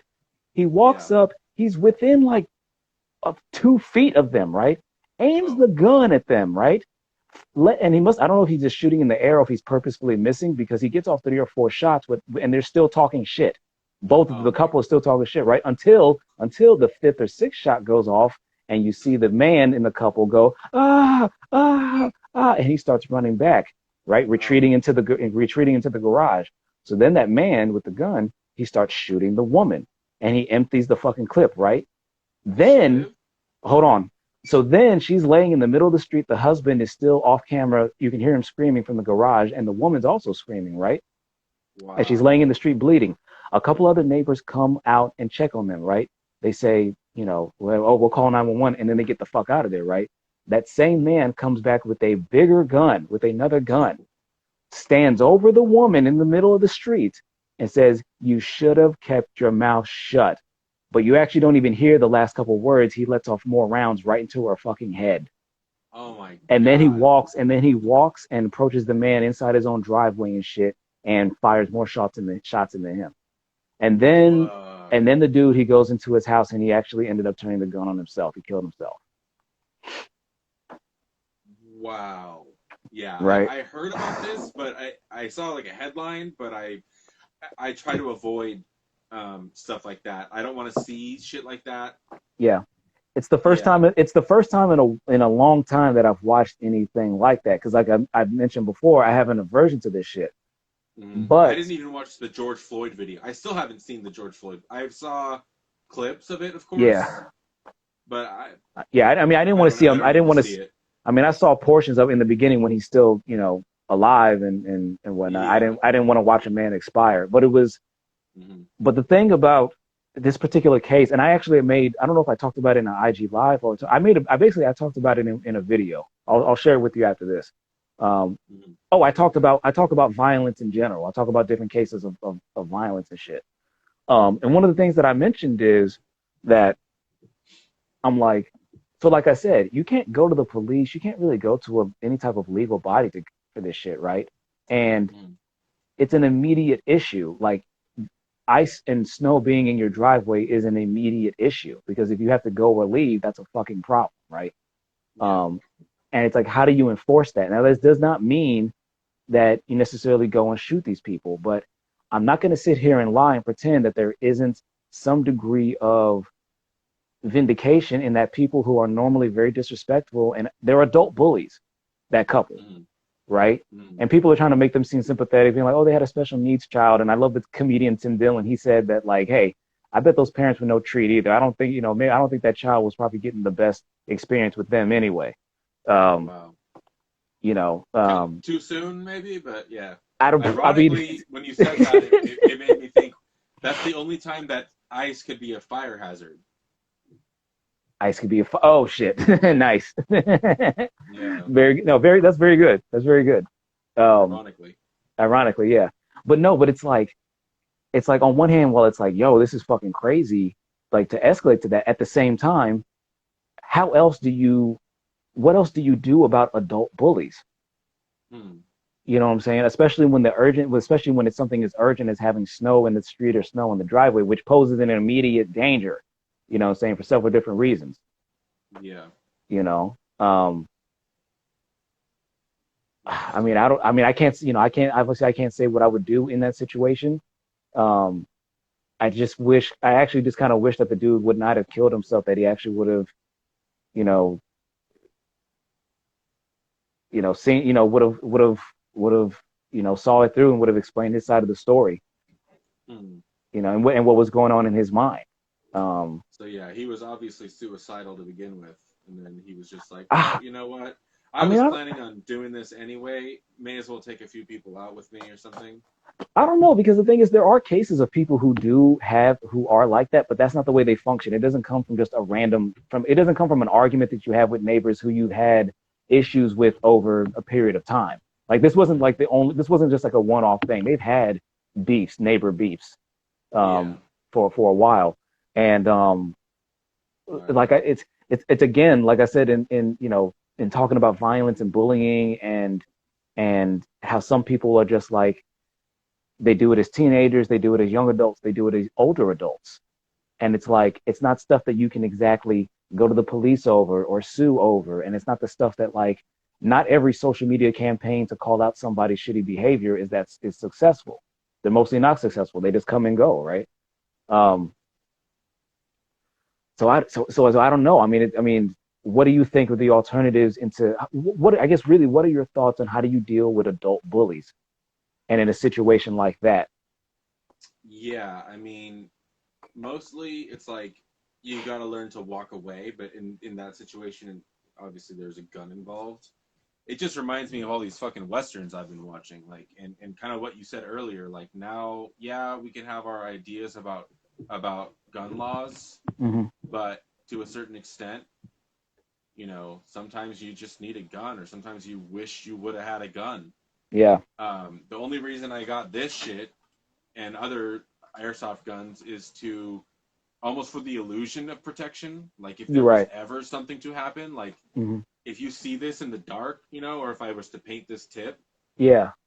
maybe it could protect, me and mine for a brief moment. But You about to let off. but You're lucky that shit wasn't chambered, nigga. You was about to let off a round in the house.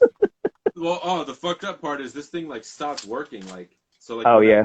when it shoots, it like shoots two balls at the same time, and it's actually not as cool as it sounds. Huh. Yeah, that probably also fucks up the accuracy. Yeah, exactly. They kind of just like, meh, meh. It's like a. Yeah. Yeah.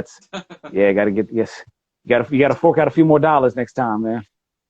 Well, no, it was fine when I first got it. That's what I'm Yeah, it saying. was Pay you. Sometimes you got to shell out more for a product that will last a bit longer. no, it's because somebody was cocking it and they did it wrong, and then like it it jammed, and then Wow. something on the inside must have fucked up. It's actually kind of heavy duty. Like this, Yeah.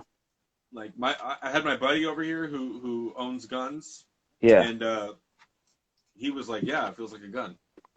Mm-hmm. But yeah, I do want to get some more of those things. But yeah, like back to that story, like it just makes me think of these westerns where there's like Mm-hmm. shit's going down in the saloon and like who's gonna draw first, and Mm-hmm. those situations are so it's such a simple concept, but Yeah. the reason that those moments in those movies are so suspenseful Mm-hmm. is because you're putting yourself in that scenario, and you have to question, or like even like, did you see the Hateful Eight? I did not. Oh, you have to see the Hateful Eight, bro. Go watch that movie. I would say like it's on Netflix. Mm-hmm. Probably because it's pretty long. Probably just watch the regular version. But after Mm-hmm. you've watched the regular version, if you're into it enough, and if you down the line want to revisit it, or if you want to rewatch it, Yeah. Tarantino released an extended version where it's like broken up into 4 episodes, Yeah. Yeah. because it's like, I want to say it's like 2.5 hours long, but Okay. So as long but as this but IG live. exactly, but he cut out a lot of stuff, so they did the extended version where it's broken up into like 4 45 minute. I think, does the math work out there? Yeah, so it's kind of like almost like a 3 hour long version, Mm-hmm. but shit, man, you haven't seen it, so I guess I should, and I don't want to spoil anything. Well, I mean, you were discussing And like, I think the point you were trying to make is that like you try to put yourself in that situation or observe like, okay, who is actually going to come out? Anybody can go yeah, down. Anybody can go down in this situation. Is it going to be the yeah. quote unquote? Is it going to be the person that I identify with the most?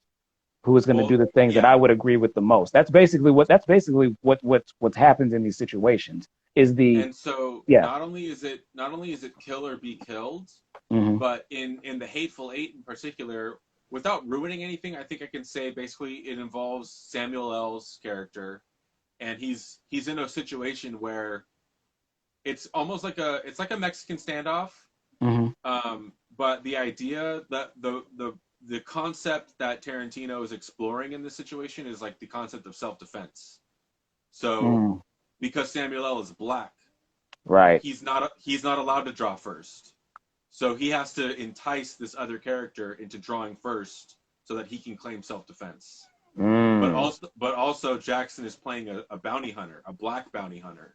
So it's like Oh shit. super complex, like yeah, like Civil If I'd War have, era. if I would have been bothered to actually hear the plot of that, I probably would have actually watched it. Oh, you should watch it. That's really Yeah, super yeah. interesting, The trailers didn't do a good job of that. and it's still on Netflix. I believe so. Because I the believe thing so. is that like I renewed it. I barely renewed it. I hadn't had it for years, and I renewed it last month Hmm. specifically to watch Andrew Schultz's comedy special. Did you watch that? Yeah, you told me to Oh watch yeah, it. yeah, yeah, that's right, that's right. You told me to watch it, and you implied that like, and then I put it on, and I saw exactly what you meant. I couldn't do it. Right. I love Andrew Schultz, and I think his series is actually really good. Hmm. But to do a whole special, an extended version of it, it just doesn't Yeah, really. It was hard for me to get. I'll go back and rewatch it eventually, yeah, but yeah, there's something about the pacing, and there's something about how it's almost overwritten when yeah. he's No, like it's playing it's a man. absolutely it's absolutely overwritten. I mean, he's His sometimes stand up is pretty good though. that's the thing is like I enjoy his stand up. He says some reactionary things. He says some things that are I think I find cringe. But I mean that's all. Yeah, That's he's everybody. purposefully offensive for sure. It's not even that. It's just like there's no such thing to me as 100% like um what the fuck term am I trying to say? To me, there's no such thing as a perfect art form or a perfect performance. Like to me, it just doesn't exist. Yeah, People have different elements which they maybe do really well at and different things which people appreciate, but nobody can literally encompass the whole of human expression and experiences and stuff in one performance, you know, something like that. Um, but in any yeah. case, yeah, but no, I renewed my Netflix specifically for that, and I watched some other comedy specials. But Have you seen The Cabin I have not, with dude. I don't Bert watch. Kreischer? Dude, I barely like I said, I don't watch shit that's normally like not even just like TV shit, but I don't really watch a lot of TV shows in general or movies.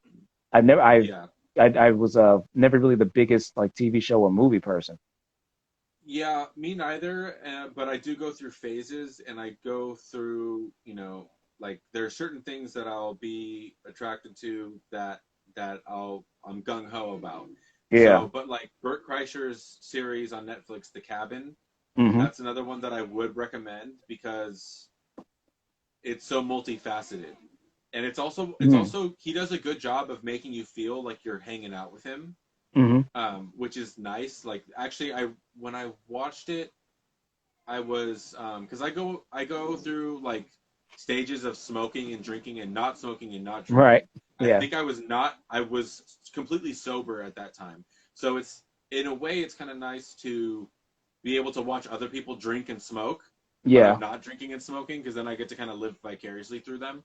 Yeah. But so the first episode, his main guests on that episode are Tom Segura and Joey Diaz, Okay. and they're Okay. they're smoking cigars and they're drinking wine and they get a real Cuban cigar roller Yeah. and they give him a half O to roll a fat blunt like a fucking 14 grams of weed blunt and like man that shit You is know what? heavy. the way that you describe it, I think is that on Netflix? Or is that on YouTube? Yeah, it's a Netflix original that Bert Kreischer Would produced. would I have seen any clips on YouTube? Probably, yeah, Because I feel like I've recently seen something with Bert fucking Diaz and fucking Segura. Segura, Yeah, um, sitting which around a campfire. yeah, I don't know if you noticed this, but it says, oh, you know what? It showed that two more people joined, and then the Yeah, second one, it's Vivitoria.15. yeah. I thought that was like Vivitoria, and then 15 other people had joined. Uh, I was like, oh, we're fake. I was like, oh no, we're not. We're not. uh, oh well, I was gonna say next time we do this, I have access to this like I don't know what you would call it, like well, okay, are you on Telegram? No, is that like Signal? Like one, it's a different messaging app. Yeah, it's like WhatsApp, I Yeah, yeah, guess. yeah, yeah. I'm not on it, but Anyway, I'm familiar. Yeah, I get it. if you want, I can add you to some like engagement groups, like these networking groups or whatever, or engagement networks, whatever you'd call them. And Okay. there's one of them that it's like this Russian chick. She runs it, and she runs a whole site where they basically sell likes and views and stuff like that. And another one of the things that I saw on there was like story views. So if we Mm, do this again, what we can do, I'm pretty sure you'd have to do it in advance because that's the only way it would make sense to work. yeah. Is to it's very affordable, and you can pay to have more views on or not story views. I meant live IG live views, and so Okay. you can pay to have viewers tune in, and then what that does is it puts you up higher on because like when a live video ends for somebody or if they like swipe up or some shit, Instagram will show you all these different live feeds that are happening, and Right. so that's one way that we could kind of like trigger the algorithm, if you will. And yeah, you might even gain more followers or get more likes from that or whatever. I mean, Obviously, that's a possibility. I mean, there is a certain point where you do just kind of have to prime the pump with a few dollars. You know what I'm saying?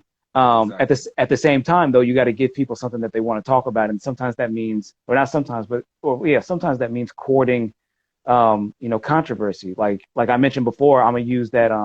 I got on TikTok, and I want to talk about. The next thing I want to talk about is the FKA Twigs situation.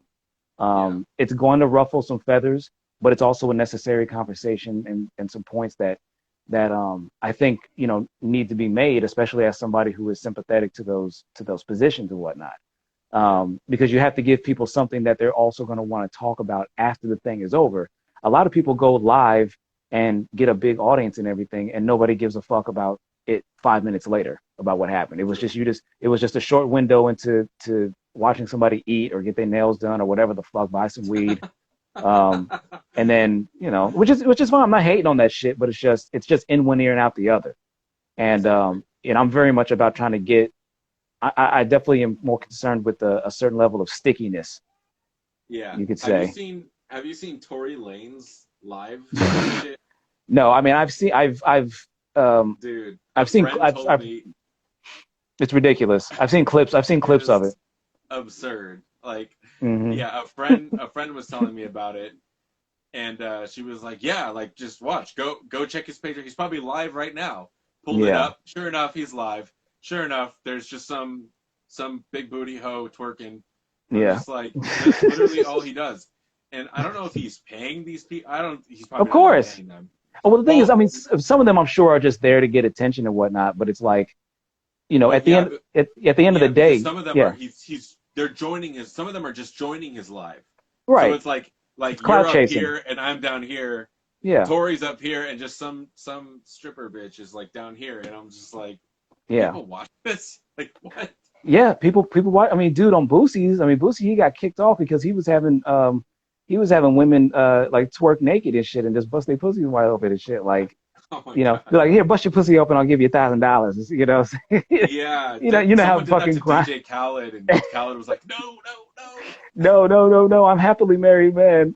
That's what's so Yeah, fun. yeah. That's so and it's so funny too because he actually started an OnlyFans with Fat Joe. What? Why? Like then to Why, he troll was naked? because he's a fucking troll. They're both trolls. They troll the That's fucking internet. hilarious. And the thing is that, like, while I've definitely found DJ Khaled to be obnoxious, and as far as his present, as far as like the way he portrays himself at times. I mean, he seems like a pretty good spirited guy. Yeah. For the most part. Same thing with Fat Joe. He has this. He's definitely one of the stories of like, he's Puerto Rican and whatnot, and was definitely steeped in like the New York gangsterism and shit of like the '90s onward. He was Big Pun came up under him. And they were known to be fucking hitters in the streets and shit, hit motherfuckers with bats or whatever. Yeah. But it's like, he's matured and kind of tapped in more into this, like also being like an elder statesman of the community and trying to be funny and trying to be likable and trying to be hip and shit. Like, probably much to the chagrin of his haters and the people who he fucked over in the past. I mean, well, I always think about that, like with 50 Cent even, or whoever else. Yeah, as a matter of fact, Daddy, perfect example. Oh, dude, I mean, this is again, and this is another reason why, not to glorify these motherfuckers, because they'll use the story of like, I've been through this and I went through that and everything. It's like, okay, but you also left other niggas hanging. You also fucked over other people in your rise to do your But they're the good guy. But exactly, and that's what I meant, and that's what I meant about the overcorrection in terms, because like these stories, these people, dudes who live these lives, not just black men and women, but black men and women specifically of the streets, whom didn't have the other options, who didn't come from stable households and all that other good shit, right? Their best choice was our worst choice. And so, for a long time, those stories got ignored. They were not taken seriously and whatnot. But now that side of the culture and everything has now become like the predominant one in many places around the world. There has been this overcorrection in that this stuff has been like, oh my God, they're so great, they're so cool. It's like, no, they managed to turn something bad into good, but we should also make sure we understand what that bad is. And that's again, like with the King Von situation or these other modern rappers and shit, especially from the drill scene, is that these are niggas who aren't just talking about the shit. We have evidence in video or like their testimony or just following their stories and shit of like some of this shit they really did. And the shit that we know about is pretty fucking grimy, and you wouldn't want it to happen around you or anybody you care about, So it's like, why? So it's like, before we just praise them for making some songs or dances that we like, also understand what the hell you're empowering, because they can still carry those same instincts, but to a different level. Hell, a case in point of this is, are you familiar with the Young Jeezy Gucci Mane beef of the 2000s? Somewhat. Yeah. So long story. So basically what it is, and I have to jump off after this, is that part of the reason why the versus battle between Young Jeezy and Gucci Mane was so interesting and so meaningful was that back in the 2000s, both Gucci Mane and Young Jeezy were coming up at the same time in Atlanta, and they actually were on a hot single, So Icy, which was big, and it was like, oh, these two giants from the same area and shit, and everybody is all loving everything, right? And then for whatever reason, there was some fallout, and Young Jeezy, who belonged, I don't know if Gucci Mane just comes off like, oh, he was just a street dude, he was just in the streets and shit, but he wasn't necessarily in a gang. But Young Jeezy has ties to Black Mafia family, which is a criminal fucking organized gang and shit. But anyway, long story short, Young Jeezy said that he put a price on Gucci Mane's chain, which is more or less he put a bounty on his head. Yeah. And so Gucci Mane, he went to go meet up with a woman, right? And he was strapped up, and some dudes tried to I'm not sure if it was a setup by the woman or if they just happened to follow him or whatever. But a couple of niggas tried to go and collect that bounty, and at least one of them got killed, because Gucci Mane defended himself. And it's something that Jeezy, even though he's in some respects seems to have turned over a new leaf and not, whatever, he never really owned up to the shit. And it's something that has had a palpable effect on Gucci Mane. The thing is, it's one of those things where, like, if you followed his story, you can definitely see that it was a very impactful moment on him psychologically and his freedom and his money, and just really it could have ended his career. You know what I'm saying? Even though his life. He survived with his life and shit, but it almost could have bankrupted him. It could have stopped his rap career and shit. And then he would go on to get in trouble for some other shit, and have some some moments of instability in his mental and emotional state. So like, so Gucci Mane that's why people love Gucci Mane so much, because it's like, he wasn't just getting fucked over by the external system, by like the cops or the white man or the education system or any of that shit. He was also getting fucked over by what was supposed to be, a brother. You know what I'm saying? Like, we're supposed to be from the same shit and everything. You're not supposed to, do that. If you got an issue with me, just come take care of it face to face. You don't do this. Don't do this passive shit and put a bounty in my head, and then I gotta kill a nigga and take somebody else off this planet because of some shit that you said, because you want to play kingpin and puppet master. It's like, fuck that. That's fucked up. Yeah, I did not know that. Yeah, it's very interesting. And the thing is, I don't know. Nobody knows. I thought the Gucci Mane story was all just fucking ice cream tattoos. No, that was, dude, the Gucci Mane ice cream tattoo at the moment, that was, even though we all laughed in hindsight, that was kind of the same. Looking back, that should have been as alarming. That was really kind of alarming in the same way of Kanye West, some of the Kanye West episodes he was having. Like, looking back, that was like a sign of some deep shit, going on in his fucking head.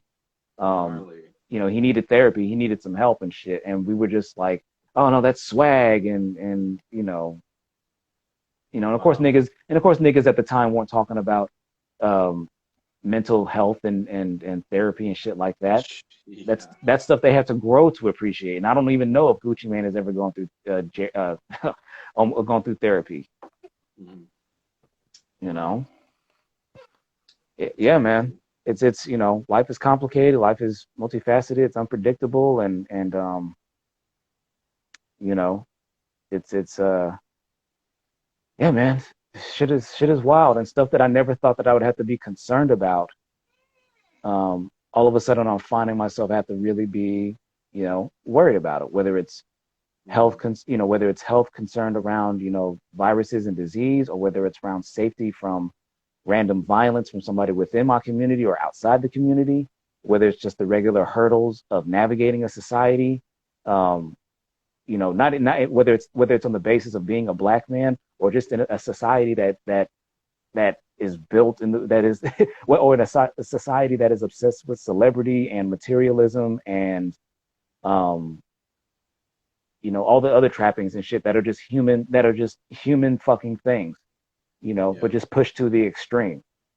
It's just kind of like reflecting on the fact that I'm really kind of accepting how many different threats there are, and really just how kind of lucky I've been to have avoided certain calamities, because it's not like I've really done anything special. I don't feel special. I'm an atheist. I'm a non-believer, right? I don't believe in superstition or nothing, karma, second lives, none of that shit. To me, you're one and done. So like, so to me, the stakes are always high. And yeah, man. Gnarly. Yeah. Well, shit, man. I think we had a good talk. Yeah, 3 hours. I think we even set up like some good topics for next time and stuff. Like, I still got to tell you that math story after the how I almost didn't graduate story. Oh yeah, I mean definitely. I mean I'm sure I don't. Yeah, yeah. Oh yeah, absolutely. So but let's definitely do that. And it's awesome that now we know that we can go longer than an hour on the IG lives and shit. Cherry Blossom's still with us too. Oh yeah, she's a little night owl. And the thing is, what I'm gonna do anyway is that and I'll probably go back through the other ones as well. Is that I'll go through and make clips of these things, just like I make clips of like my podcast and other stuff and whatnot. Good idea. I forget. Do you have a YouTube channel? Yeah, I have a YouTube. It's I think it's just I think is it? Yeah, it's Sam Boy. Because that's a perfect place for clips, and you got to start making some money here, man. I think that I could see you being a commentator on the Young Turks or some shit, or like a guest commentator, or you know what I mean? Yeah. Oh yeah. I mean, the thing is, dude, I definitely want to do that, and there's definitely ways. Like I've been taking steps to do that. Like I bought a new computer a while ago. I've got some more some more accessories and gear, like lighting and accessories for my camera, my DSLR camera and everything. And I got a new webcam and shit. So So I've been taking the Nice. steps to like improve the quality of what I'm doing and take it more seriously. And so I'm definitely taking those steps. And as a matter of fact, there's another smaller YouTuber whom he started his shit not too long ago, like a couple of years ago, and he's already surpassed, like he just showed a benchmark of surpassing like 25,000 people on YouTube and shit. Wow. So um Nice.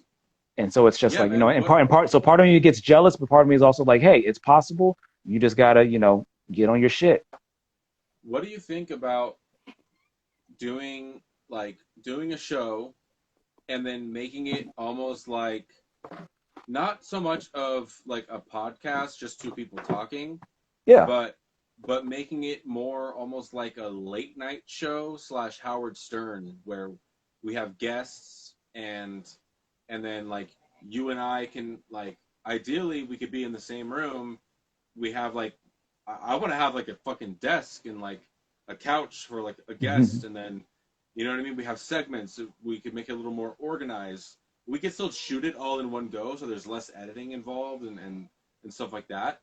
But yeah, then eventually, if we just get into the routine of it, where we at least do like one episode a week, you break down those down into clips, and then yeah, if we just did that every week and stayed consistent with it, we Hmm. could be making money. It could eventually pay for itself. We could have Oh yeah. sponsors. We could get bigger and bigger guests. Oh Like yeah, that would be absolutely. badass. Oh yeah, absolutely. I mean, I put my shit out, I put my shit out everywhere. I'm everywhere you can be. TikTok is the next thing. And I also just started well, I didn't start, but I finally joined Twitch. Okay. I haven't posted anything, but it's like, yeah, I definitely see the potential in all this stuff and doing the super chats and, you know, Mhm. and people doing either a fraction of the work I'm doing or they're not nearly as sophisticated in what they're doing. And I'm just like, man, let me Yeah. just get some more gear. Let me learn some different techniques or reach out to some different people and shit. That's why I've been doing. I recently did. So at the top of this thing, I mentioned a podcast called Talk Ag to Me, which is Mm-hmm. a food and agricultural podcast. I just did an Oh, interview on there. yeah. I I've didn't know what ag was, but yeah, Yeah, I see that. yeah, it's agriculture. But I talked about food waste and shit like that. And then I also did one, I was on somebody else's podcast called Let's Explore It, where I talked about incels and sex and relationships and everything in my journey, right? Oh man, yeah. You know, but it's like reaching out to other people outside my circle, and trying to branch out and develop these other sides of myself, Hmm. because it's important. You never know what piece of content you're going to put out is going to be the thing that pushes you over the edge. And so you just constantly have to be trying different shit, spreading your wings out and trying different things and not being afraid to hear no or to somebody to flake or to not things not to go the best way, but to still taking that chance, And I'm more than ready to take that chance, especially as I said, realizing how high the stakes are and just how lucky I've fucking been that more crazy shit hasn't happened to me in my life, Yeah, you know? for sure. So yeah, I'm gonna add you to. Well, first off, you should download Telegram, and I can Okay. add you to some groups that are basically geared towards helping you grow organically, not only with followers but likes and comments on your posts and stuff like that. Yeah. And obviously, it's all a facade. Whatever, it's all we're disillusioned, but at the end of the day, those numbers matter, and hopefully, eventually, it translates to getting paid. So Right. yeah, like I think like your posts should have much more engagement than they do. But I feel like you probably have the same problem that I have, is that we just don't give a fuck, and we're not attention seeking whores. To a certain So degree, yeah. Yeah. yeah. Whereas like yeah, my page has been able to grow more for a number of reasons. I think first and foremost that I care about quality, Hmm. but yeah, also because I just took some steps to you know what I mean, to Hmm. shuck and jive a little bit, and then next thing you know, Shuck and jive. shit's Shuck and pouring jive. in. Shuck and jive.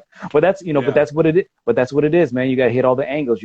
Sometimes you got to prime the pump and pay to get a little more traction to get put in people's feeds. Sometimes you just got to reach out to people and say, hey, can we do an exchange of like you hop on my podcast, I'll hop on yours, or say, all yeah. those, all the different And it arrangements helps that can just to happen. be. I think like even though I can I can be a little bipolar. Like I get down to the point where I'm just like very standout or antisocial. I'm Hmm. also naturally very like I'm like a social butterfly. So Hmm. sometimes I go in my cocoon, but once I get out of that cocoon, like the good part about that is I've been able to like meet a lot of people, and like they say, Hmm. it's not what you know, it's who you know. Like Right. like I I've been able to build some, like for instance, actually I just helped a German producer get on Genius, get verified, and get Oh some shit. of his song credits going. And he's like verified on Instagram, has like 70,000 followers. Like boom, right there. That's a good guest that we could have on, who we can have an interesting story. He goes by MP Beats, but yeah, we have a lot of different. We have access to a lot of different people that Hmm. can tell their story, and they honestly could do like a lot of the heavy lifting. Yeah. All we do is pose questions and provide that atmosphere, that environment that people want to engage with and feel like Hmm. they're hanging out with us and shit like that. We coming for And Vlad TV. Vlad TV. I hope you can. I hope you see this shit because we coming for that spot. Breakfast Club. We coming for that yeah, spot. exactly, dude. Like, yeah, like, Drink yeah, or even Champs. like, Joe Rogan. All you okay, motherfuckers. We coming for all fuck y'all. yeah. Hey, that's a good note to end on, I think. Yeah. Exactly. But Fuck yeah, yeah, all right, we'll man. get it in next time. That's right. Well, man. Yeah, man. Thanks for joining me. I Dude, yeah, that's yeah. anytime. It's so interesting how this whole thing started. But yeah. But yeah, and Fuck yeah. Barshi, thanks for joining. But we're actually just ending it. But the video is going to be posted up, and I'm gonna break it down in clips so people can check out the whole conversation later. So, but Cool. Fuck yeah. Ace, holla at you later, buddy. Late. Peace.